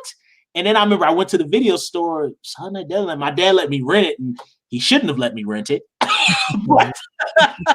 But it's like, the reputation, it was the fact that it was almost like we would tell each other and it was forbidden to watch it. So it almost made you want to see it more, So I think that's why these movies have been with us for so long and why they stand the test of time. Yeah, that was a big movie too back in the day because it was so controversial with like religious groups and schools, complaining about it because of the whole Santa imagery and Santa being a killer and things like that. It's stupid, but whatever. But it's interesting, Corey. Like, when did you see the film when you were young, or did you see it years later? Silent Night, Deadly Night. Yeah, I saw it. It was probably not too long after it came to VHS or whatever. What'd you think? It's not the greatest movie in the world. It's fine, but I've seen way better. It's kind of interesting. Like when I rewatch it now, I'll say once it gets into the slasher stuff, it's kind of like, okay, whatever. But I will say, I still think it's a pretty tough movie, man. It's pretty it's uncomfortable. It's a very that double murder of the parents is it's still tough. It's some of the the wife with the oh, please don't tear my shirt off. It's kind of like, okay, she's like not really fighting back too much, but but it's still tough. And the throat cut and I would even say the box cutter to the chick in the back room, that's pretty tough. Yeah. It's a heavy movie, man. And and the beating the kid, and you just feel bad for the kid, and it's like, why is she abusing them like this? And it's a very uncomfortable film for me. Yeah. To watch. I would say if I'm gonna watch Christmas or holiday horror, I'm gonna pick something else. Like, I mean, I watch Black Christmas every year, the original, not the those don't exist. Did you say the remake or the remake? Neither one of those, yeah. I stick with Bob Clark. Oh God. Hey, Corey, did you see the last one that came out? It's on Amazon Prime. I didn't, and I'm not sure I'm going to go down that road. But and Corey, me either, man. Look, it popped up on Amazon Prime last night, and I was like, "Do I want to do it? No, no." That brings up a good point, like something that I've talked about it before. We've talked about it on the show before, but I've got all these streaming services, and how often do you just go through there, scroll through them, and just end up not watching anything? Do you do that often? Bro, that's like 90% of the time. Like literally, I will go through it and go like, oh, I haven't seen that in a while. Oh, wait a minute. Oh, Pizzow said, watch this. Up. My buddy said, catch this. Oh, the boys. Okay, all right, gotta get this. I have not gotten to anything. So then I'll just go back and watch Halloween. You know what I mean? It's just like, I know what I'm going to get here. Or I'll find something that looks interesting and like, well, I'm going to see if someone did a review on YouTube, and then I'm on YouTube for 3 hours watching everything else. Yeah, like, oh goodness. Well, that was how I came across Lake Eden. Lake Eden, it's on YouTube. So I was just like, okay. So I started watching it, and the next thing you know, I think I fell asleep when the streaming stopped, and Rambo Rat's review popped up because I rolled over on the remote, and then I'm watching his review, and it's like, okay, I guess I'll go back and watch it later. It's like, I have not gotten to my watch list at all. I mean, we've talked about back in the video store days. It's like, I never went to the video store and just walked around down all the aisles and just left with nothing. I always rented something and took it home and watched it. Yep. But it's interesting. I don't know how I can't do these. Oh, did you say what? I said I don't know why I can't do that with these streaming services. It's like, it's almost like I'm not paying for anything. I'm like, I'll watch something later. Bro, I'm noticing like maybe somebody should do a joke about that in a video where like half your time is just looking through the thing versus actually watching. Because I have not Stranger Things, I have not got past the first season because I got to like such and such episode. Then my buddy said there's something else on Netflix, and then the Will Smith is on Netflix, and then Sandra Bullock is on Netflix, and the next thing you know, I forgot about Stranger Things. You know what I mean? Look, and then I was like, okay, I'm watching Sandra Bullock, and then I see they got Pee-wee's Playhouse Christmas on here, and I haven't seen that since the 80s. So I gotta watch that. Hey, we got Jonathan is back. Oh.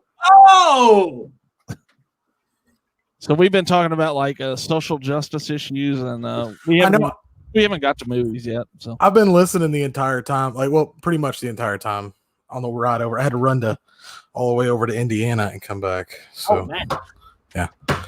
But I made it back. I saw y'all were still on. I was like, well, I'll get on for a few minutes. Oh, yeah. Yeah. I heard y'all talking about the Pet Sematary remake on the way over here. Yep. That was such a hot, steaming pile of garbage. Like, not a lot of movies piss me off. That the credits rolled on that, and I was like, I'm so fucking pissed right now. It is so bad. What was it that made you mad most about it, Jonathan? Okay, I had time to think about this too because I knew I was going to bring it up as soon as I got back on here.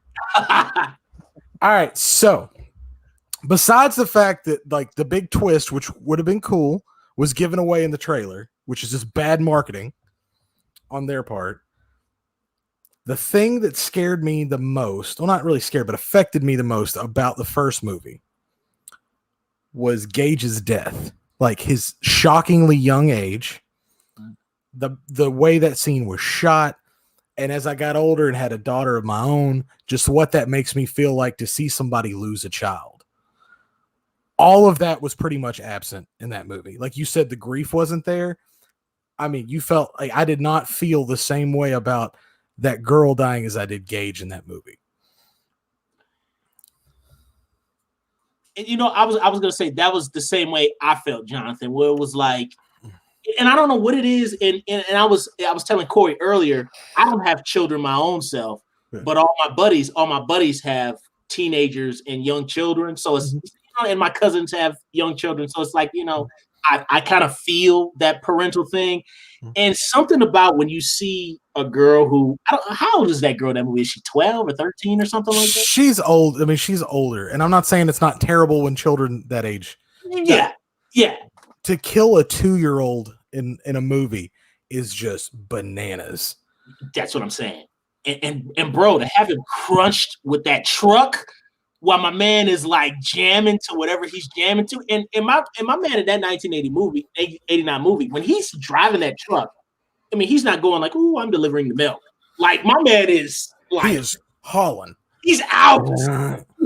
So you know when that kid got smacked, it never showed it, but I feel like I could see everything that happened to that kid. And it was just, oh my God, I got a pit in my stomach right now talking about it. And it did amplify after I had a child.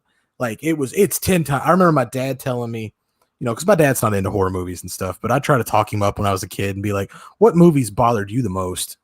You know, and he's like, well, nothing bothered me. He's like, I guess in that Pet Sematary movie when the kid dies, like that bothered me.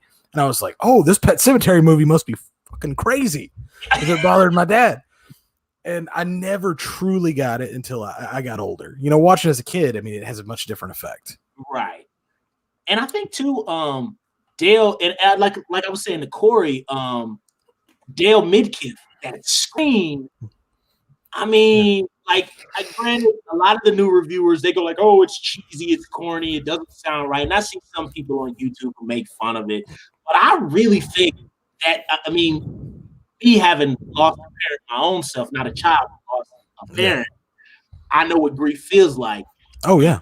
And when Dale Midkiff lets out that scream, that's raw, man. That's real. That's real. And as much as I love John Lithgow, which I do, me too. He does not hold a candle. I can't think of dude's name. Just Herman Munster is all I can come up with off the top of my head. But does not hold a candle to him. What is his name? It's Fred Gwynn. Fred Gwynn. Yeah.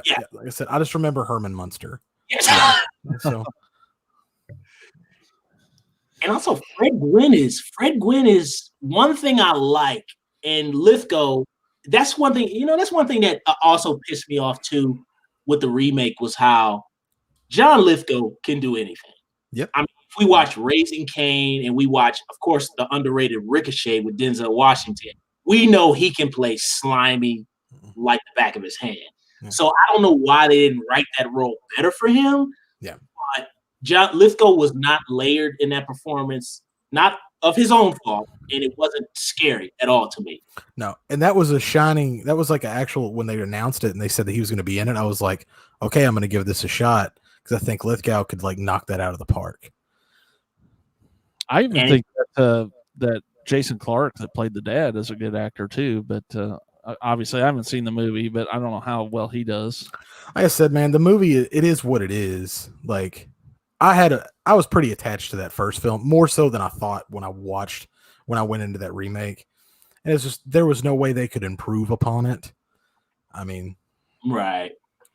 I mean, so, I applaud them for trying to do something different. I do want to say that, but did Zelda scare the shit out of you too, like it did us?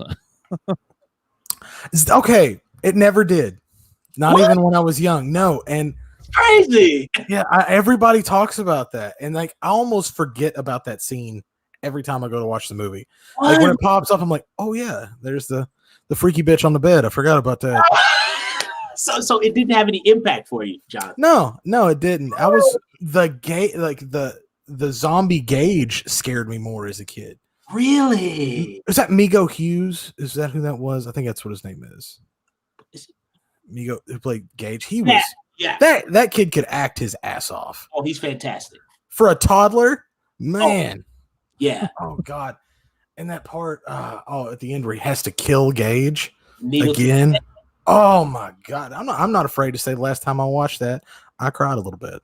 But you know what? Dale Midkiff's, and the thing is, and again, I keep knocking younger movie reviewers who make fun of it now, but they keep pointing out the dummy and the 80s special effects and all that. Okay, we get all that. It's of its era. But Dale Midkiff's acting when he does the needle to the neck and just the welling in his eyes. Yes. Man, and Fred Gwynn, I tell you one part of Pet Sematary 1 that always really scared the hell out of me too when I was a kid was, what's the story where they're talking about the guy who buried his kid who got killed in World War II? And the kid comes back and he takes the dad into the burning house.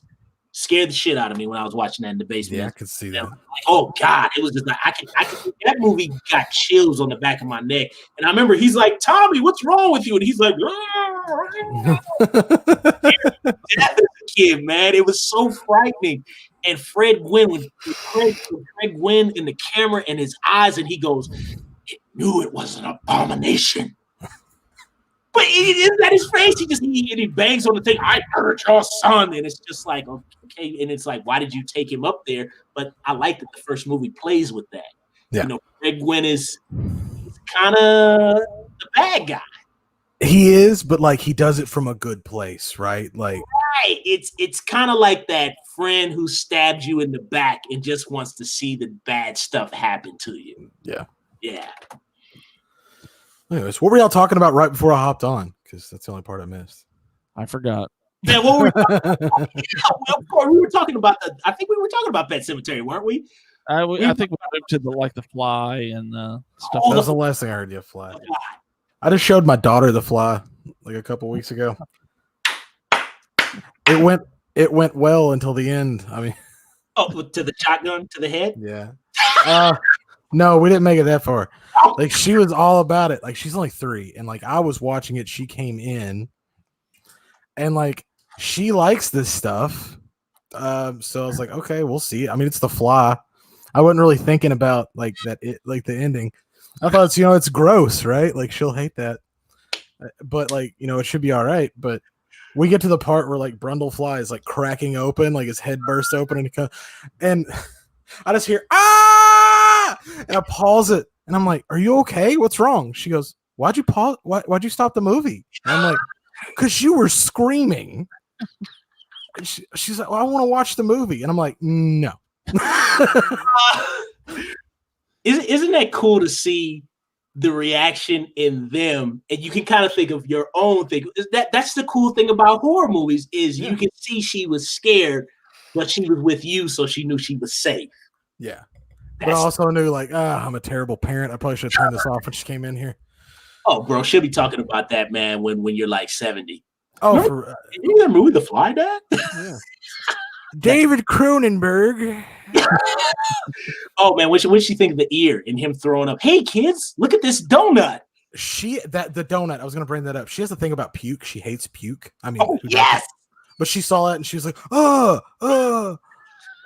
So that I think that may have like impacted her a little bit more. But I don't know how much I should talk about what I show my kid on here. I don't want okay. I was curious because we used to talk about the ear in school all the time. Remember that part in The Fly when his ear fell off? And Gina Davis is just like, and then he just like barfs. Oh, Gina Davis's face, man. Oh yeah, I was movie. Oh man, and fellas, I was dating a girl who was not into horror films like a couple years ago, and I was watching The Fly, and she just kind of just looked at me. The relationship didn't last too long after that. No. Have you ever shown growing up, like I was always like the movie guy kind of, or the horror movie guy, right? So like my normal friends would like, I was the first one to get a place, right? So they would all come over and like we'd hang out and like, it's my place, so we're watching whatever I want to watch, right? Right.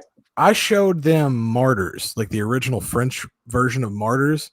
I think people thought differently of me after watching that film with me. I still haven't seen it. I saw the remake. That'll stick with that movie will stick with you. I think it's on. I think I'm. You know what? Matter of fact, I might watch that tonight because I don't have to be at work till the evening tomorrow. But I might watch that tonight.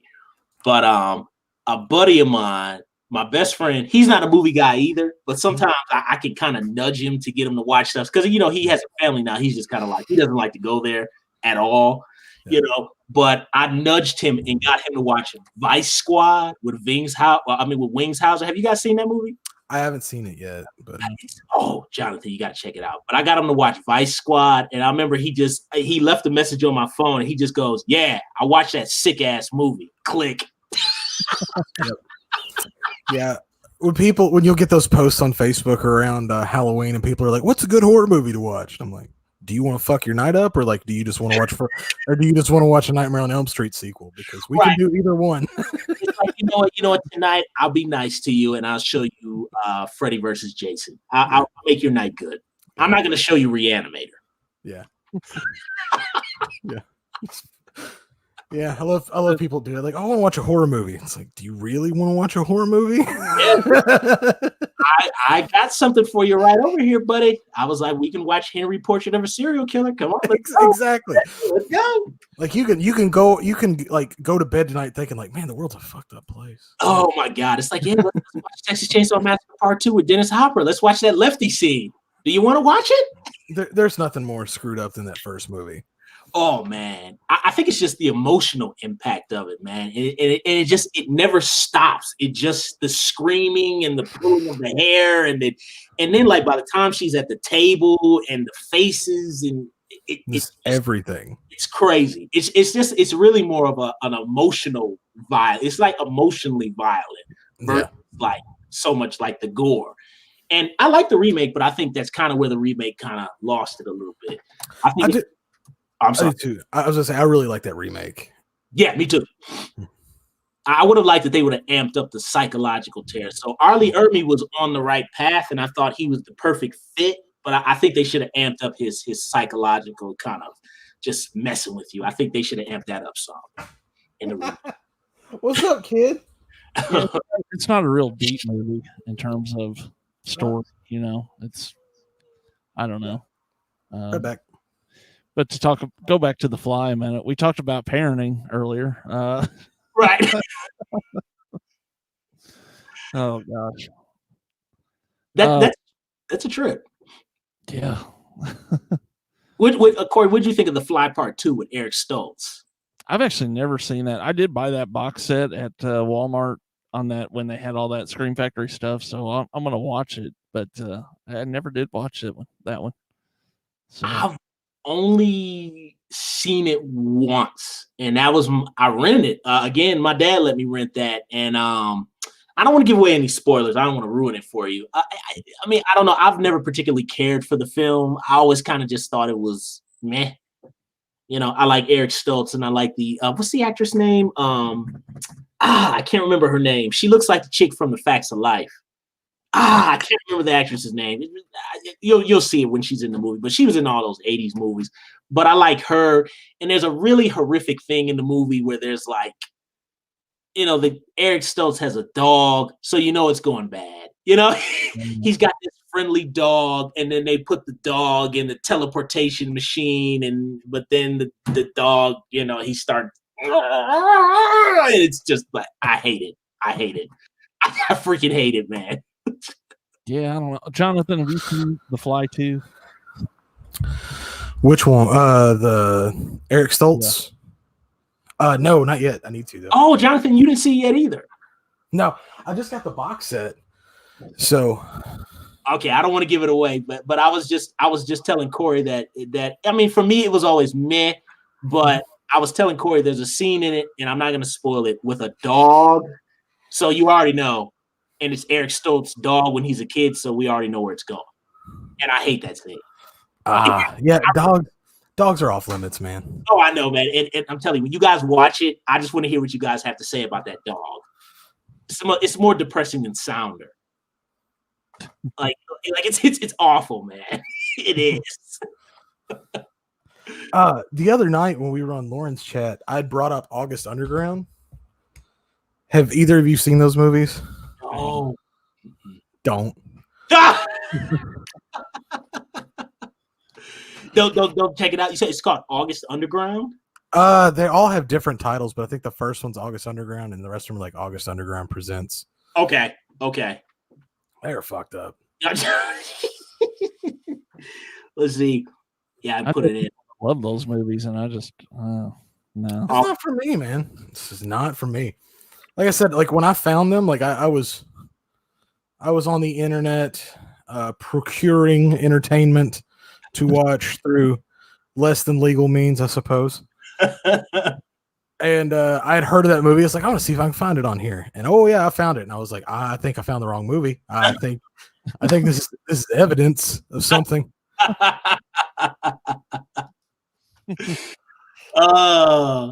Call the police, let them know I watched August Underground. Right.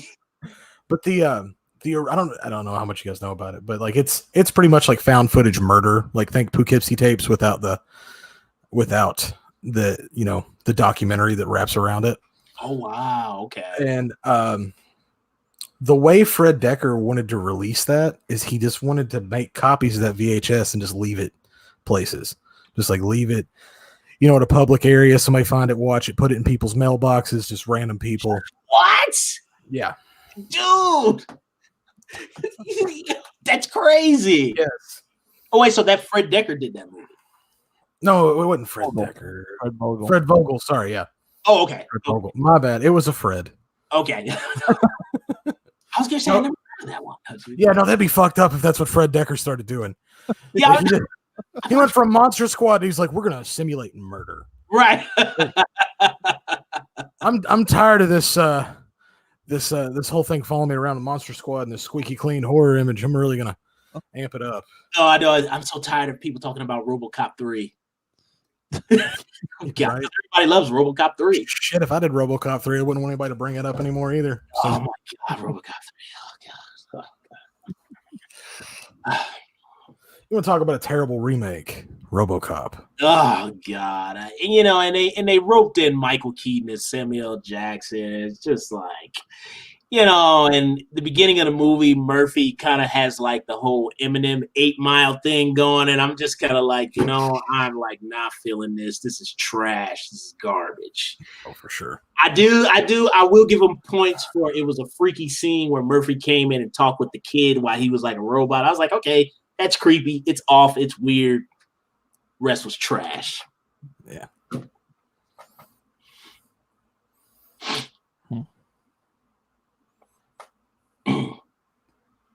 So yeah, RoboCop remake was garbage, man. It was freaking garbage. I always lump it in with like that Total Recall remake. Like they have a Colin similar. Farrell? I hate that movie. I do too, and they have a similar aesthetic. It's like real life Tron or something. Like nothing looks real. You know what? And I saw what's his name? Is it Cranston? Bryan Cranston? Yeah. Breaking Bad. Okay, so when they're promoting the movie, he started ragging on Arnold, and I'm like, dude, just keep your mouth shut, man. That was the reason that movie was good. Just talk about your movie, bro. And he was like, well, I'm gonna say it. The person we have is 100 times better actor. Is like, you know what? You already lost me. And I love Colin Farrell. Colin Farrell is cool. I like Colin Farrell. But I'm just, and I understand, I'm not hating on Colin Farrell. He was getting his check. He had to, pay his bills. So I get it. But it's just like, if they would have made it something else, I'd have been like, okay. But, to take away the 3 breasts and the blood and, all the profanity, it defeats it of its purpose. That's what makes Total Recall great, is the Paul Verhoeven-isms.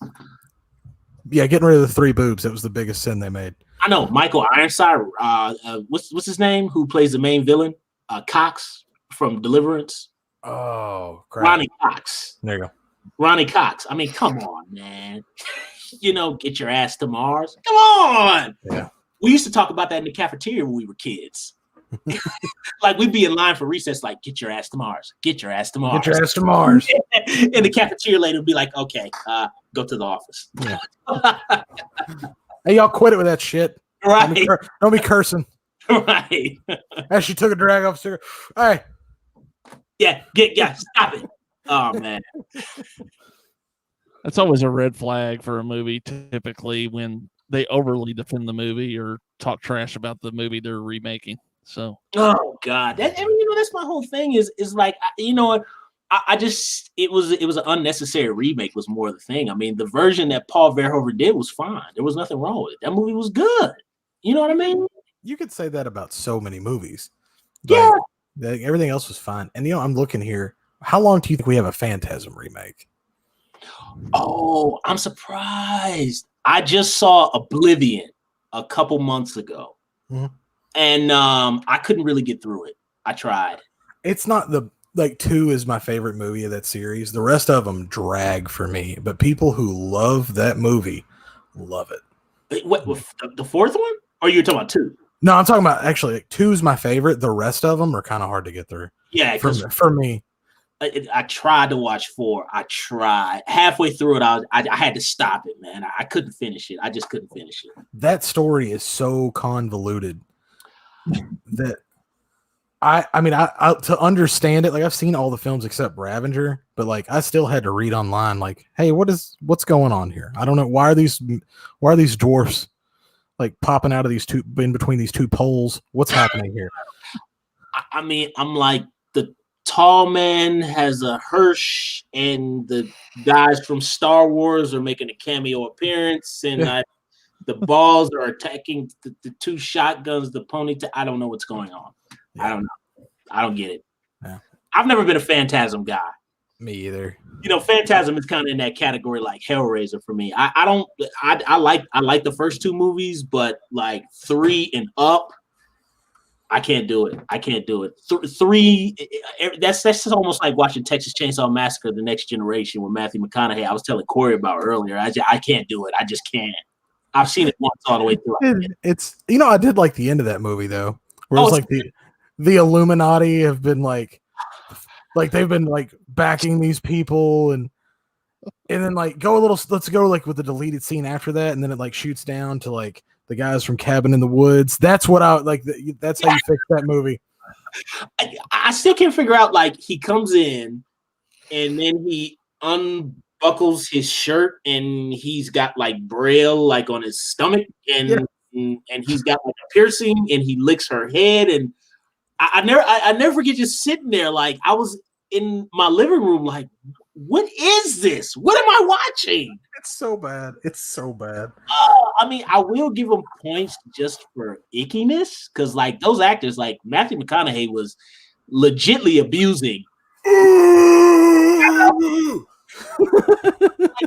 like when he's like he sticks his fingers in her mouth, and I'm like, oh my god! I remember my best friend came over to the house, and he was like, "What are you watching, dude?" I'm like, "Texas Chainsaw Massacre." He's like, "Cut that shit off." That's another convoluted series. They tried to like explain everything way too much. Like in every sequel, they tried to add something to it, or like there'd just be random ass family members that weren't there before. There's a whole new crop of people in Leatherface. Oh, like Viggo Mortensen. Yeah, like I was gonna bring up the third one, which is I like that movie because it was I do too. But like it has huge problems. Like, all right, so Leatherface has a child now, evidently. That's fucked up. Like, what's the implication there?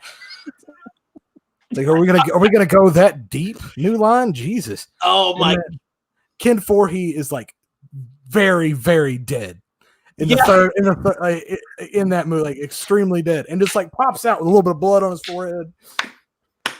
I love the fact that the director Jeff Burr says he's like, yeah, I mean, the guy was dead and he came back and had a Band-Aid on his forehead. Yeah, he's like, it's fine, I'm good. Yeah, they don't even try to explain it. It's just boom, pops back up. I'm fine. Yeah, look, he got chainsawed. Look, how big is that chainsaw? And my man just popped up like driving the truck. He's like, hey, baby, I'm good. Look, I'm all good. Let's go. It's fine. I do love that. And like Jeff Burr, like I've listened to like so much like of the crap they have with him. Like they hired him on Friday and they started shooting on Monday. And they're pissed that they're not like that the film's not coming together correctly. It's like I don't even think he knew what he was directing. Like he just walked in.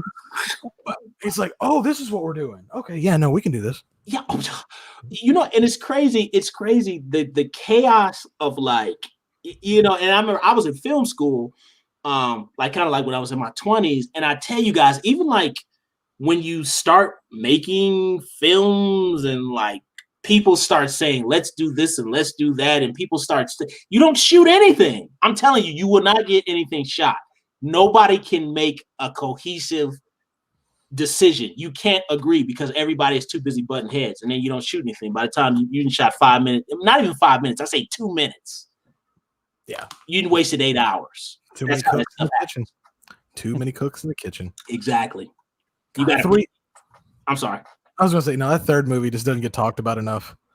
Like, I think there's a lot of good stuff in that movie. I think that opening montage with the credit sequence, I think it set the tone really in it. Like when the metal door with the rock music and the mullet, and you can't really see his face, the shadow, and he slams it, and I'm like, whoa, what's about to go down? And then you kind of doesn't live up to it. But why do you guys think they could never nail the mask ever again after the first one? They always come out looking wacky after that first movie. I think it's. I don't know, what do you think, Corey? Well, I think the one thing about that movie is I'm assuming the mask every time is supposed to be a different face, so they probably try to differentiate each one, and just wasn't as effective. Yeah, that mask is like, it looks great in that first movie. And 2 is what it is. And then you get 3 looks like dog shit. It's terrible. Next Generation, the best mask is when like the full on transvestite mask at the end. And then like, what is it? Sequel or remake after that? I guess it was okay. And it was at the beginning. The beginning was the next one. The beginning came after the remake. Yeah, that was 2006. Mm-hmm. That one was pretty good. What was the next one? 3D. 3D was after that, and oh my god, 3D is bad. That was my first date with my wife, was to see Texas Chainsaw 3D. Oh wow, you're married. Yeah, she loves you. Well, she had put on like she was a big fan of this stuff, and I'm like, oh sweet, well because there's a new Texas Chainsaw movie coming out next week. It's like I'm all pumped, man, and I'm like, yeah, and I'm like telling her like, oh, you see that's Bill Moseley there. He's a he was in the second film as Chop Top, and like it's a fucking miracle that I'm married. Like baby, look at that. That's Chop Top. Yeah, she's like, who the fuck is Chop Top? Yeah, right. baby, look. Oh, that's Gunnar Hansen right there. He was here. That's how you know a woman loves you, when she will go along with it, man. Oh man, that's why I'm single right now. Have you ever had that, like, even if it's just a friend where they're like, you're talking about horror and they're like, oh yeah, I love horror too, and then you really get in deep with them and they're like, well, I don't love it this much. They're like, no man, like I like 13 Ghosts and Saw, and I'm like, oh, Right. sorry. Yeah. I don't have any fun facts about that. Sorry. I am the worst person to watch a movie with too, because I'm like, ooh, hey, here's a fun fact. That guy. Man. My wife's like, will you just shut up and watch the movie? I'm like, but that's interesting. fellas, I went out. I had a date not too recently, and we were watching the flick, and I just would not stop. I wouldn't stop. And look, halfway through the movie, this is all I heard was I was like, oh yeah, blah blah blah blah, and all I heard was, and I was like, okay, well, So, I'm sorry you don't enjoy knowledge. That's my bad. It's time for you to close it. Yeah. Like, whoops. Sorry, I was having fun.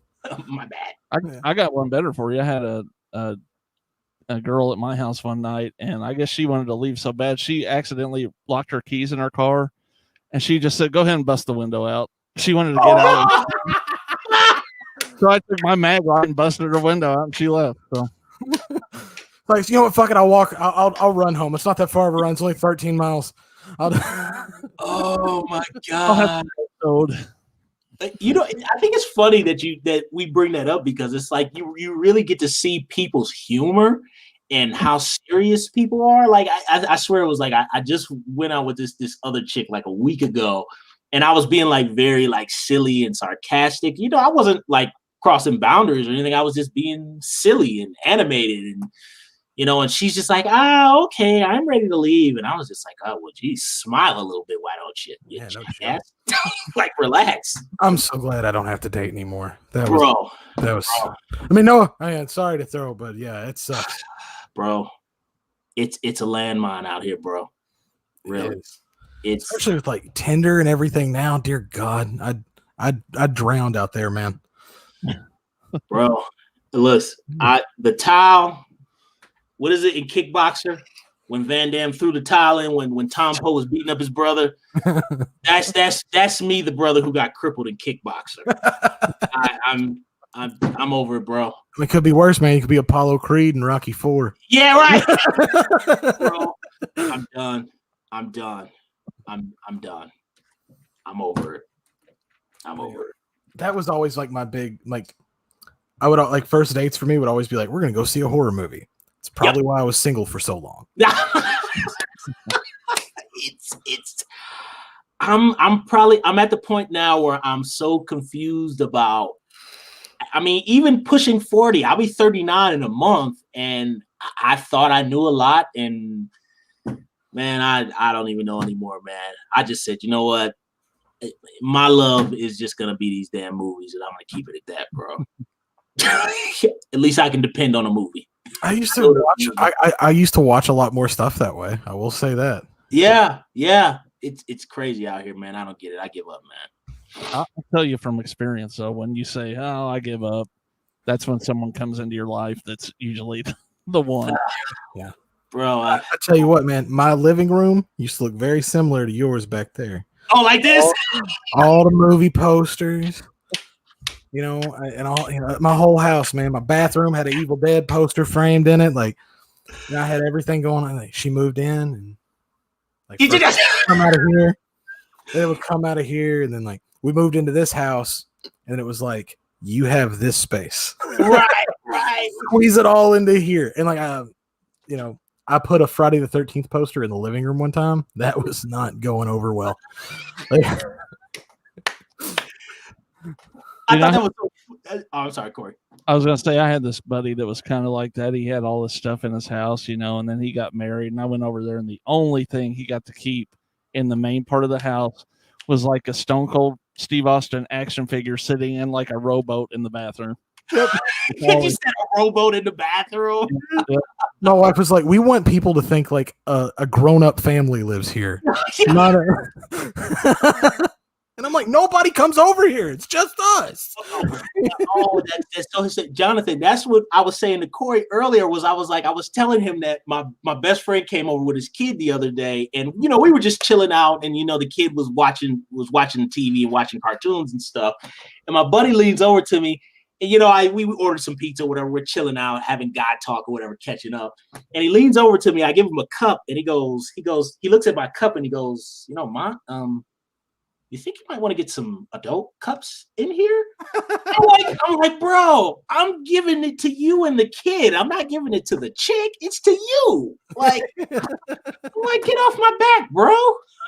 I like stuff this way. Like, he said that if I have a date over to the house, she's gonna think I'm a serial killer. I was like, really? Because I have the last Boy Scout on my wall? I was like, okay. Right. I did see your last Boy Scout poster in like one of your videos. I was like, that is the oddest choice. Yeah, nobody remembers that movie. And I tell you, why I love that movie? That is my go-to movie whenever I'm like down and depressed, because everybody in that movie, apparently it was a horrible experience making it. And is that the one with Damon Wayans? Yes. And is he's the football player, right? Yeah. The drug addicted. Right. I just watched that for the first time like late last year. I thought it was pretty good. Yeah, it came out during Christmas. They wonder why it bombed. You think you'd have an easier time hanging on to a woman if you had the last Boy Scout poster or the Chuck Norris cuffs poster? No. Oh wait, Corey, do you have that? A Chuck Norris poster? I wish I did, but oh man, yeah, I miss being able to do that like all throughout the house. I get my office, which is tiny, and I get like right outside the office. Then beyond that, it's just I don't know if y'all have ever seen that show, this girl named Joanna Gaines, where everything looks rusticy. Yeah, that's what your house. It's rustic. It looks old and shitty. That's the rest of the house.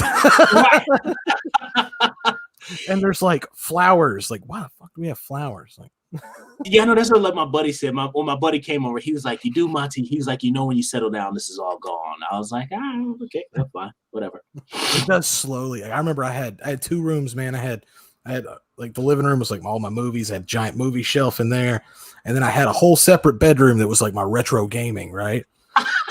I don't have any of that anymore. And then I was like, okay, well, after this retro game, it's like I sold all that like when my daughter was going to be born. I was like, I just don't have room for it. I was like, I'm going to collect arcades. And that shit went over for about 3 months. I was rolling these things in and out of the house. And she's like, no. I'm like, but this one has Tetris on it. You like Tetris? I don't give a shit. We'll play Tetris on TV. Isn't that like the truth though? Like you want to do something, you got to make some little concession that they like too. Like you said, the Tetris thing. Yeah, it's got Tetris. We can play Tetris Attack together. I don't care. Like that's not gonna happen. That's not gonna happen like super often. Like I just don't care. You said we can play it together. She's just like, no, I don't care about all that. Yeah, she was tired of getting her ass whooped at Tetris. Is what it was. Man. Right, exactly. I did, man. I miss doing that, man. My whole basement, I had like 6 or 7 arcades down there at one time. Oh man, that's badass, man. I still got an old school Nintendo over here, man. I got it hooked up to my flat screen. Nice. Different experience when you hook them up to the flat screen. Oh man, yeah. Like the only thing is, like sometimes I'll be playing like Super Mario Brothers, and it'll be like, did. It's like, damn, I got to start over. Take it out. Pop it back and smack it around. Yeah, but look, blow that sucker off. Go start over again, baby. I saw a meme today that was like, relationships are a lot like a Nintendo cartridge. A good blow should fix it. Bro, not out here right now, man. Not out here right now, man. It's really just crazy out here, man. Like it was crazy. I was going through a dating app the other day online, and I've never been into that. So I finally was just like, okay, I'll do it. And I gave it a shot, and I'm looking through it, and I'm like reading things, and I'm like, this is insane, man. Like, do people really believe this stuff? And like, you look at the picture and you're like, okay, this is quite frightening. Do you really think that I'm gonna abide by these rules that you have set on this long like paragraph here? It's insane, bro. It's insane out here. Oh God, I wish my mother was still here to just tell her the crazy stuff I've it's insane. I've seen those things with the whole pandemic where it's like the dating app has like a video date and you just do like a FaceTime date for the first day. All right, I have to ask you two gentlemen about that. Right. Okay, so if we're doing a dating app like we're talking right now, how do you guys feel about, you guys are married, do relationships work without physical contact? Like ever? I mean, I would maybe not ever. I would say, how long before physical contact would you say in this pandemic with social distancing? Oh, I will say one thing. Like, I went through I had to go on the whole dating thing again, like 3 years ago, because I split with my wife and met someone new now. But it was a new experience because there wasn't all that crap when I got married. I was married like for 17 years. Oh, wow. Okay. And so I was like new to the whole kind of online dating process. And the one good thing about it is like you can almost screen people. You're not right.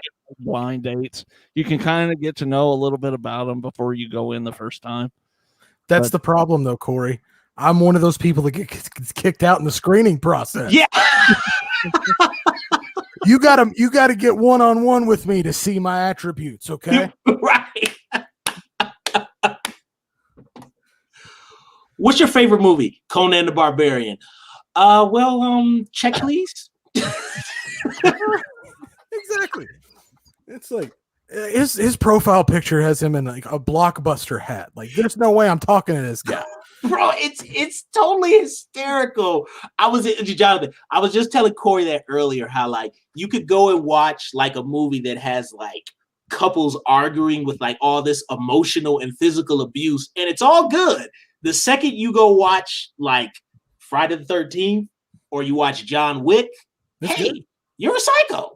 Exactly. You're a psycho. But I can watch a Tyler Perry movie where Malik Yoba verbally and emotionally abuses Janet Jackson and sprays alcohol all over her head. Hey, fun night at the movies. Exactly. I'm like, am I missing something?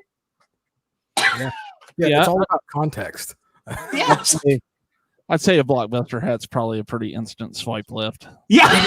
You know what? That's why you got to be looking for the person who's like, ooh, a Blockbuster hat. It's like, ooh, a Blockbuster hat. That's what you're looking for out there. Oh my God. You might catch a peek at your Fly box set behind you in the picture.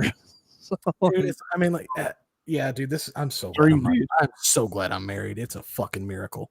Oh, I finally said the other day, I was like, I don't think I'm ever gonna get married. I was talking to my sister yesterday on the phone, and my sister was like, you'll be 39, you still don't have kids yet. What do you think? And I was like, you know what, sis?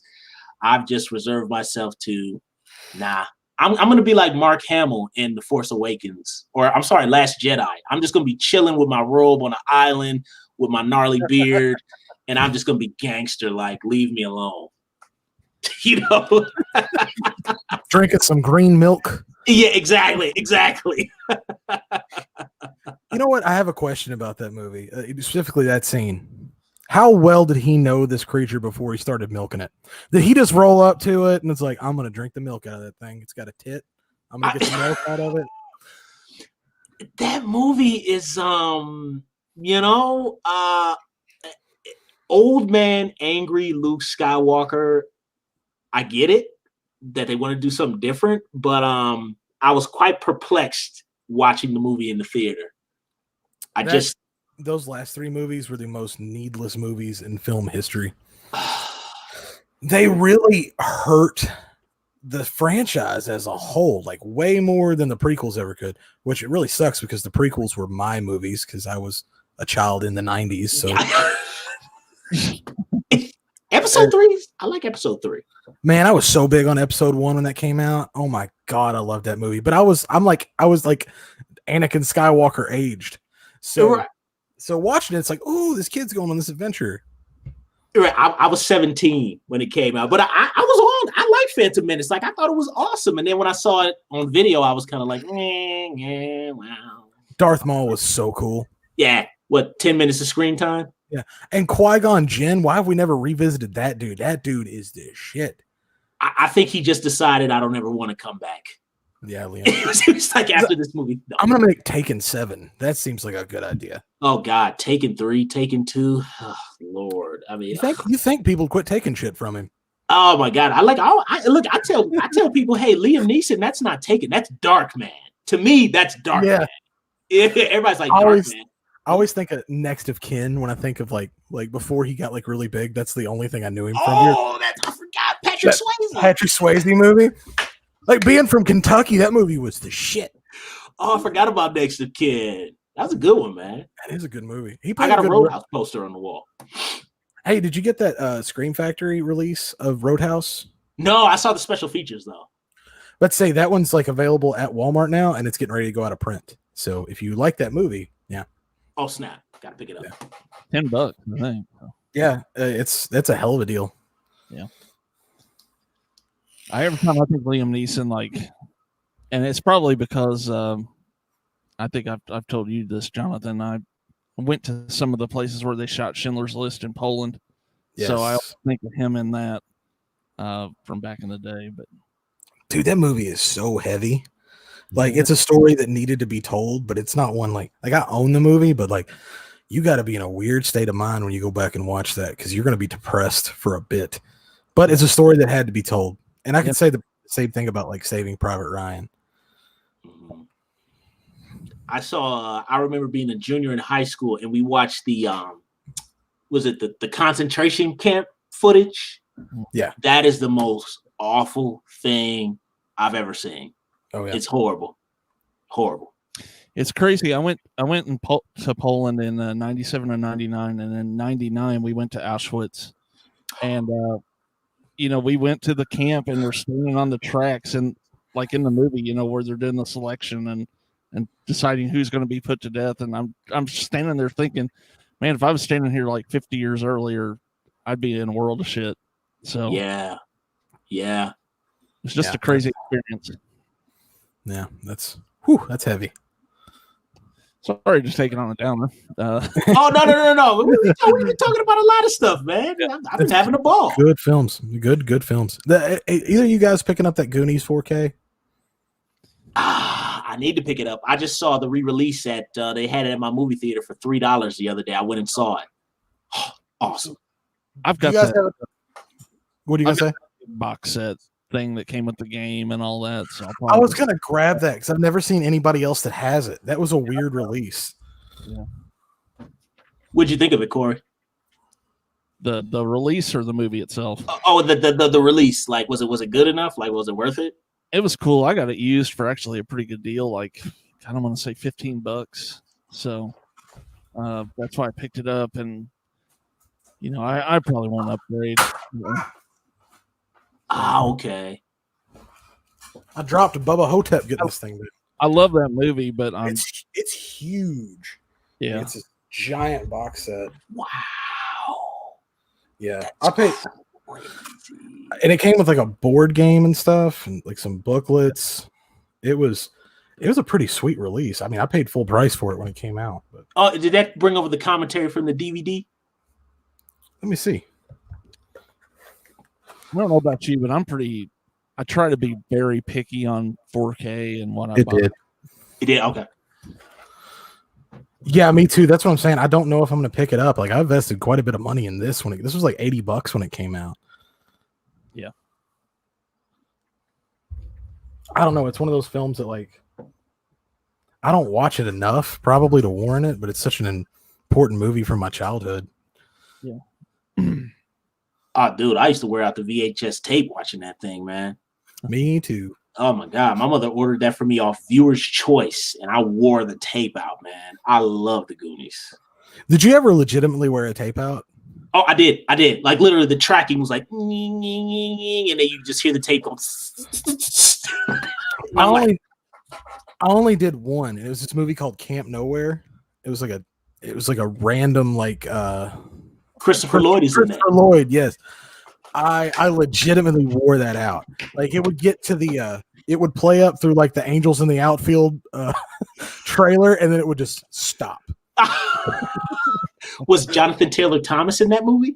No, but Jessica Alba was. Oh, is she? Get out of here. When she was like 12. Oh my God. That is a fun movie, but I think it's one of those movies you had to see when you were a kid to enjoy. What year was that? 93, 94. Okay, so I was about 12 or 13. Okay. I was 4, but I liked it. You know the worst thing about VHS tapes? I had a horrible experience with a friend one time. I had something recorded. I don't even remember what it was, but a friend at school I was talking about, and he wanted to borrow it. So I was like, "Yeah, all right." So he borrowed it for a few days and then brought it back to me. I opened this tape up, and the tape had like roaches in the tape. So I'm like, "You just keep it." Dude, that happens so much. I have a buddy that has like a PC repair business. Yeah. It is shocking how many PCs and like PS4s come in because they've overheated because of the roaches living in it. That's disgusting. And you open it up and there's like roach shit everywhere. And it's disgusting. That is so nasty. Yep. That's disgusting. Well, I guess that's why we got streaming now. Exactly. It was to combat the roach problem. Yeah. Little known fact. And I've never had to throw away a Blu-ray because it had roach shit stuck to it. So, Open it up. What the hell? There's a whole roach back here. Like when we sold my grandparents' house, my grandfather had all these old VHS tapes, and I remember I'm like opening up like these old episodes of the Cosby Show that he taped off TV, and there's like dead like fly carcasses and spiders falling out the case. I'm like, oh my God. I'm like, but I gotta have that episode of Cosby. Wipe that stuff off. I wish I had a time machine so I could go back to the 80s and be like, y'all want to know some shit about old Bill here real quick? JELLO. If he makes you a cup of coffee, just pour it out, okay? Yeah. You know what he means by pudding pop? Yeah. You're about to find out. Yeah. Man. Oh, man. I love that show back in the day, man. It is so heartbreaking, man. All my heroes are really Arnold and Bill. Yep. So, what's so hilarious to me is like if you watch the old Eddie Murphy Raw stand up, he's talking about Bill Cosby calling him and lecturing him on cussing. Yes. And now Cosby's in prison and Eddie Murphy does family movies. Yeah. Look. You just think about Eddie Murphy with the leather glove. And he had the ring on the outside of the glove with the tight leather pants with the cowboy boots. Raw is like one of the best stand-up specials in history. Isn't he supposed to come back and do another special? They want him to. I'm scared. Man, that dude, I mean, you know what? I don't know if I want it either. Because if he comes back and he's terrible at it, like, because he hasn't done it in 30 years. What did y'all think of him on Saturday Night Live? There's a clip of him. I thought it was okay. I mean, he didn't full tilt like he did. No, but I was like, yeah. I was glad to see like Gumby come back. I'm Gumby, damn it. Yeah. And they did Buckwheat again. And Mr. Rogers, not Mr. Robertson's Neighborhood. Yeah. That shit is still funny. I love the music. Come on, kids. Yeah. The word of the day, kids, is bitch. Yeah. Did you say bitch? Gentrification. Yeah.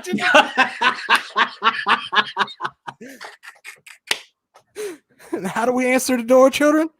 Who the hell is it? Yeah. You know what I thought would have been the greatest surprise on that if they had done this is him doing the Mr. Robinson's Neighborhood thing, and then he gets a knock at the door, and it was Tom Hanks as Mr. Rogers. Oh yeah. Good. Dude, he needs to go back to like even like just doing like R-rated comedies. Like I think he's doing like a sequel to The Golden Child now, or not The Golden Child, but Coming to America. Yes. Yeah. Which did not need a sequel, but I mean that movie's funny as shit. To this day, fellas, I'll never forget when Samuel L. Jackson robs the McDonald's. Oh God. McDonald's or the McDowells? Oh, sorry, McDowell's. When Samuel L. Jackson comes in and he goes, anybody move. I never forget. We died. And was it the couch with the Jerry curls? Yes. I fucking love the barbershop scene with like him and Arsenio Hall, and he's playing like two different people. Oh, yeah. Including that old Jewish white guy. Muhammad Ali. What is Muhammad Ali? The boy with mama named him Clay. I'm gonna call him Clay. Gotcha, Clay. Like there's no way that shit's gonna be that funny now. Like, oh man, what was it where Arsenio Hall is the preacher? To yes. him, Raja, get off the island. Dude, him and Arsenio Hall in Harlem Nights.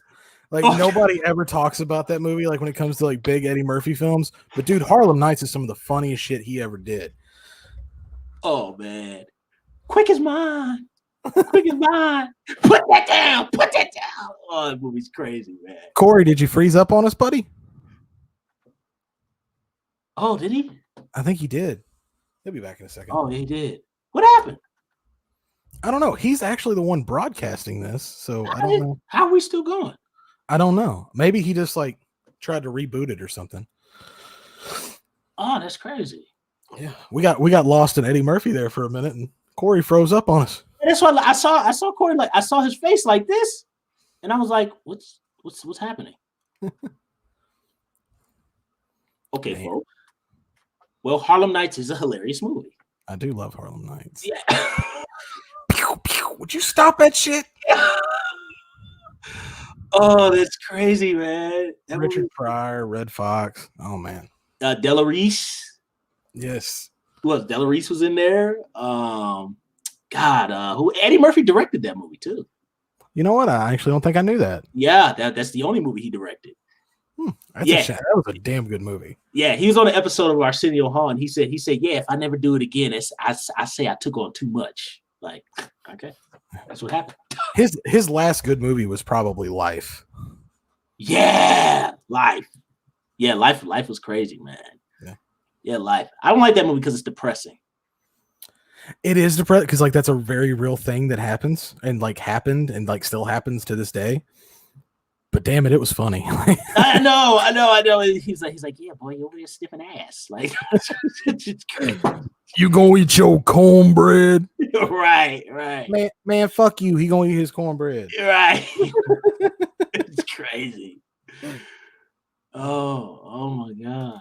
I'm gonna text Corey and see. I was gonna say what happened here? You fall out. Maybe we said something. Maybe he doesn't like Harlem Nights and he got offended. No. Nobody remembers Harlem Nights. They don't, man, and that's a shame. It's a good movie. Yeah, apparently, I think that derailed Eddie Murphy's career. I think in the early part of the '90s. I think. Yeah. I think it was Harlem Nights, and then another 48 Hours, and then Boomerang. Which Boomerang, that's a classic too. That's a classic, but it was just nothing coming to America. It did Bowfinger. Yeah, Bowfinger. That was a hit. Yeah, Bowfinger was good, and I think when Nutty Professor brought him back, but I think ultimately what did him in was Beverly Hills Cop 3. I still like Beverly Hills Cop 3. Like I love all those movies. It's okay, but it's not a Bruckheimer production though. You know what I mean? So it's like it doesn't have that shine and that gloss. And Murphy was on cruise control in that, man. It's crazy. I'll ask you this, man. I heard y'all talking about this. I know you got a poster up in there. What do you think about the proposed Lethal Weapon 5? There he is. Yeah. Corey, what happened? My computer froze up or something. I saw you like this. I couldn't figure out how we're still broadcasting because you're the host. I don't know. Good to know. I was like, what happened?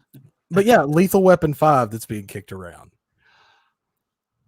They need to leave it alone. I do too, because Murtaugh legitimately is too old for this shit now.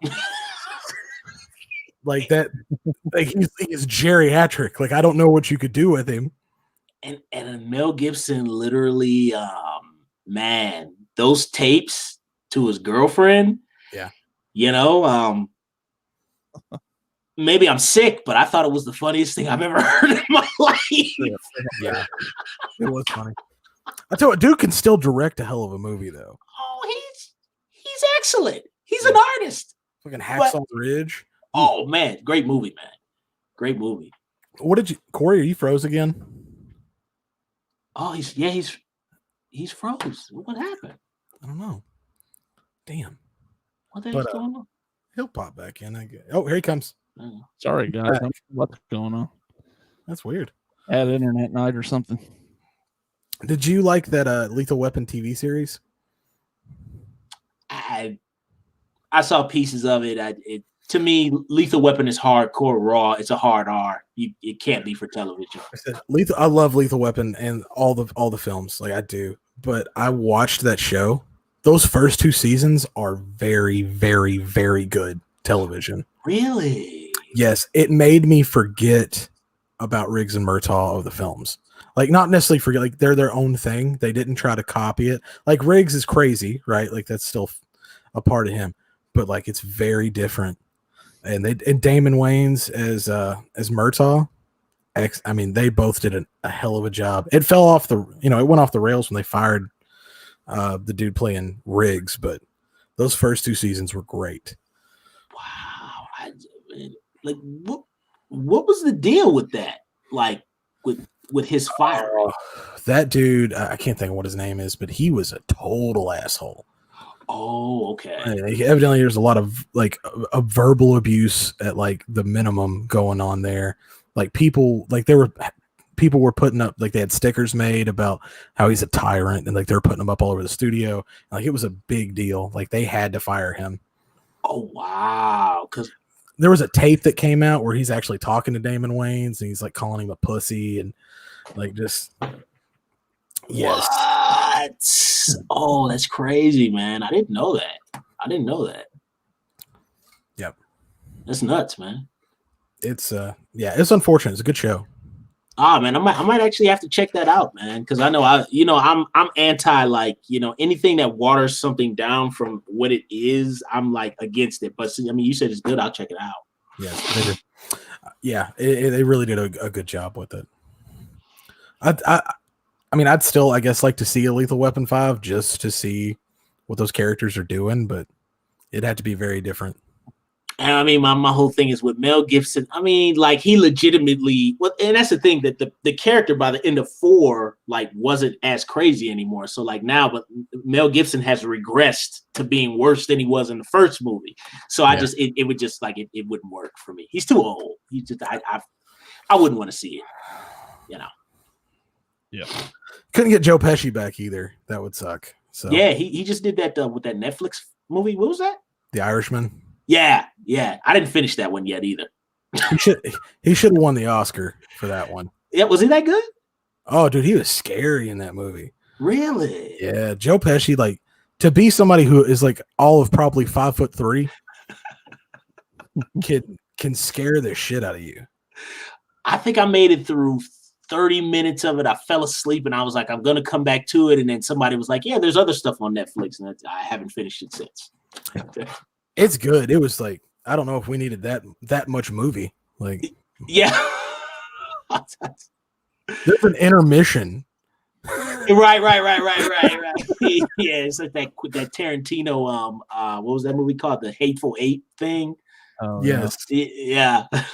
That movie I like that movie, but whew. Bro, I saw the version without the intermission. Oh man. Yeah. And then it killed me. Like that movie's like 3 hours long, and then like Netflix releases the extended edition, and I'm like, oh god, what else do we need to know about these people? There's a longer version? Yes, they broke it into a mini series. No. Oh god, no, I can't do it. I can't do that with the Once Upon a Time in Hollywood too, I think. So there's a longer version of that? He shot like a 4.5 hour version of that, didn't he? I can't. I can't. Which is so weird for him because he was like notorious for not cutting anything. Yeah. Up until the Hateful Eight. Oh God, I can't. You know, that reminds me of what was it, the King Kong remake that came out like in 2006? God, that movie wouldn't end. Oh God. Peter Jackson, King Kong. My God. Fellas, I was working at a Regal Cinema when that came out, and I went to the 10:50 showing. Got home the next day. Oh, look, I got it. I look. By the time the movie was over, my shift started again. Like it was so long.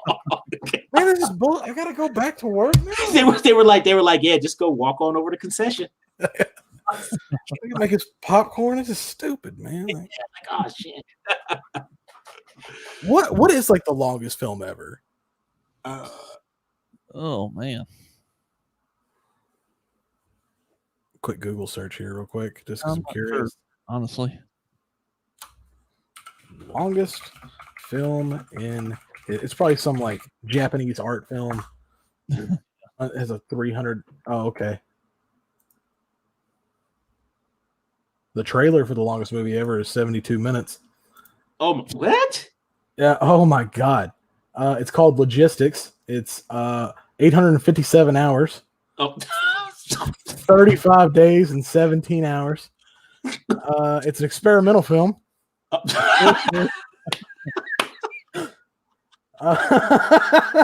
What country is it from? It's 800 hours? What? 827 hours. Oh. 857 hours, 35 days and 17 hours. Oh God, come on. I think it's actually comprised of the 2 Friday the 13th Sausage Factory episodes. So that's there are like multiple day movies. I'm sorry, I don't love film that much. I can't do it, man. I can't do it. You know, I would say one thing I was going to say the other night on Lauren's channel. I think the It movies, those should have been an HBO miniseries. I think. Yes. I think those should have been films. I think that should have been a series for cable, and they should have just broken that up. I think you really could have got at least 4 good seasons out of that show. I'm afraid they're going to try to invent something for a part 3. I heard that. Chapter 2 didn't do it for me. I liked it. I thought it was okay. I haven't seen it. You haven't seen it, Corey? I saw the first half, but again, like when I hear so much negativity about something, I'm like, oh, I'll put it off for now, and then a lot of times I don't even get to it. So, I mean, it tells that story.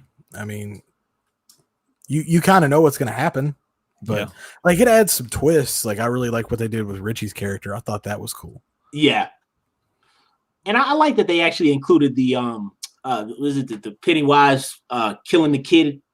He picks him up out the river at the beginning. Yes, that was a cool moment. That was really cool because like him coming out the water, you see Pennywise, and I was like, that was good. And then after that, the movie kind of, I don't know, I felt like it was just repeating itself. I felt, until the ending. It's another one of those like 3-hour movies. Like you've really got to captivate me to keep me interested that long. Yeah, and it was a little bloated, more than a little bit bloated. I saw that The Irishman and Once Upon a Time in Hollywood like really close together, and it's like, good Lord, why are they making films so long these days? Yeah, like it was just like a chore. It kind of made me miss the good old days of like the hour and 40-minute movie. Yeah, get me in and out. I like a good tight horror movie that's like 88 minutes or 87 minutes. You know, get me in and out. I didn't realize that back in the day, like I saw Stallone talking about the first Expendables when he was making it, that he intentionally like structures his scripts in such a way that you can have as many showings in a day as possible. So they try to get it in that 90 minutes so you can have like multiple showings so the movie can make as much revenue as possible. That's smart. Yeah, I think that's the smartest thing to do. Then, like, especially when you watch the Michael Bay, was it 6 Underground? I haven't seen 6 Underground. Oh, that's the one with Ryan Reynolds or whatever. Oh man, I kind of want to see that new one with Jamie Foxx that just came out a couple weeks ago. I didn't watch it yet. You take the pill and you get superpowers for like 5 minutes. Yeah, I didn't watch that yet. Looks pretty good. The Babysitter sequel comes out pretty soon on Netflix. Did you guys watch that movie, The Babysitter? I've actually never even seen it. I haven't either. Dude, that's a good movie. Like, go back and watch that. It's very, very fun. It has Samara Weaving in it, the girl from Ready or Not. Oh, okay. That's Hugo Weaving's niece. Is it? Yeah, that's what I heard. Yeah, did not know that. Yeah, that's what I heard. I heard that was how she. I mean, I don't know. Allegedly, she got the gig for Bill and Ted. Allegedly. Well, but is that sequel going to be on Netflix too? Yeah. Okay. But that first movie is awesome. Kind of came out of nowhere. Like, and it's a very, very different kind of movie. Oh man, the Babysitter. Yeah. Yeah. Okay, I gotta watch that. Maybe I'll check that out tonight. Maybe. Yeah, man, it's cool. Like I can tell you the premise. Like his babysitter, he's got a crush on his babysitter, right? Like everybody did when they're growing up, and she's the coolest. But it turns out, like she is in some kind of satanic cult, and they've been buttering this kid up to sacrifice him. What? Yeah, and like her and all her friends are coming after. It's great, man. Oh, that's crazy! I just saw the thing on Netflix, but I didn't rent it because I think did Rambo Raff talk about it? One of the guys talked about it, and that was another one that I put on the list, Corey. Yeah. And I was like, well, whatever. Yeah, that's such a fun movie. I mean, I don't think it needed a sequel, but it's a fun movie. Yeah, I can check that out. I don't know why I do that either, too, because like there's a ton of movies that I like that everybody else seems to hate too. So like I might like it. So everybody's tastes are different. Yeah. Oh man, I love Superman 3, man. I actually literally have a Superman 3 poster. And like when people come over, they're like, Superman made a movie with Richard Pryor. I was like, yeah, don't you love Superman 3? And they're like, no. It's the most random addition in those movies. I know. It's like Marked for Death, Superman 3, huh? Like, I love Superman 3. You know what? It's that exact same movie, except Richard Pryor plays Lex Luthor. Yeah. Take my money. Right. Yeah. In that movie, he lights himself on fire. Yeah, that movie. Oh man. Well, guys, we've been going about 3 hours. Isn't that crazy? Well, Jonathan hasn't. But I got to leave, go do a little bit of work, come back.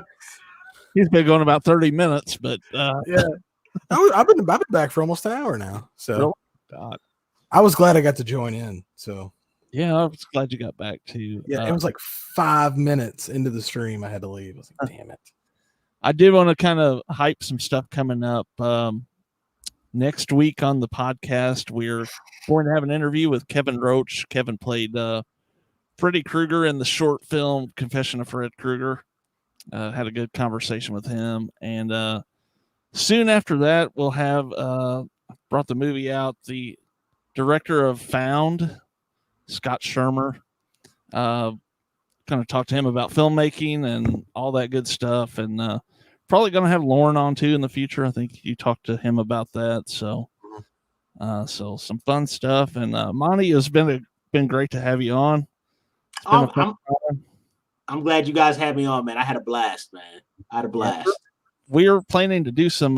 We kind of like to do this October, this Halloween season, some live commentaries for some public domain horror movies that we can kind of show on the screen with it. So if you want to come on and do any of those with us, we'd love to have you. So, oh man, I'm down, bro. I'm down, man. Just hit me up, man. I'll let you know what my work schedule is. We'll do it. So I'm totally down. You want to shout out to the people where they can find you on YouTube and the like? Yes, beautiful people. You can find me at RMJ Movie Reviews. Type it in. Check me out. Wednesdays and Saturdays. Yes, he does some awesome reviews on there. Jonathan, hit him up. Bombastic Reviews here on YouTube, Bombastic Reviews on Facebook, Mr. Bombastic 55 on Instagram, Mr. Bombastic on Twitter. And I'm at S'mores and Doors Podcast on YouTube and Facebook. S'mores Indoors 76 on Instagram. And of course, you can find us also at s'moresindoorspodcast.com. So, guys, it's been a fun night, been a long night. You got us 2 nights in a row for live stream. So we're kind of spent on topics, if you can't tell. But check us out next weekend when we drop the next episode of the audio only podcast there at s'moresindoorspodcast.com. So till next time, take it easy.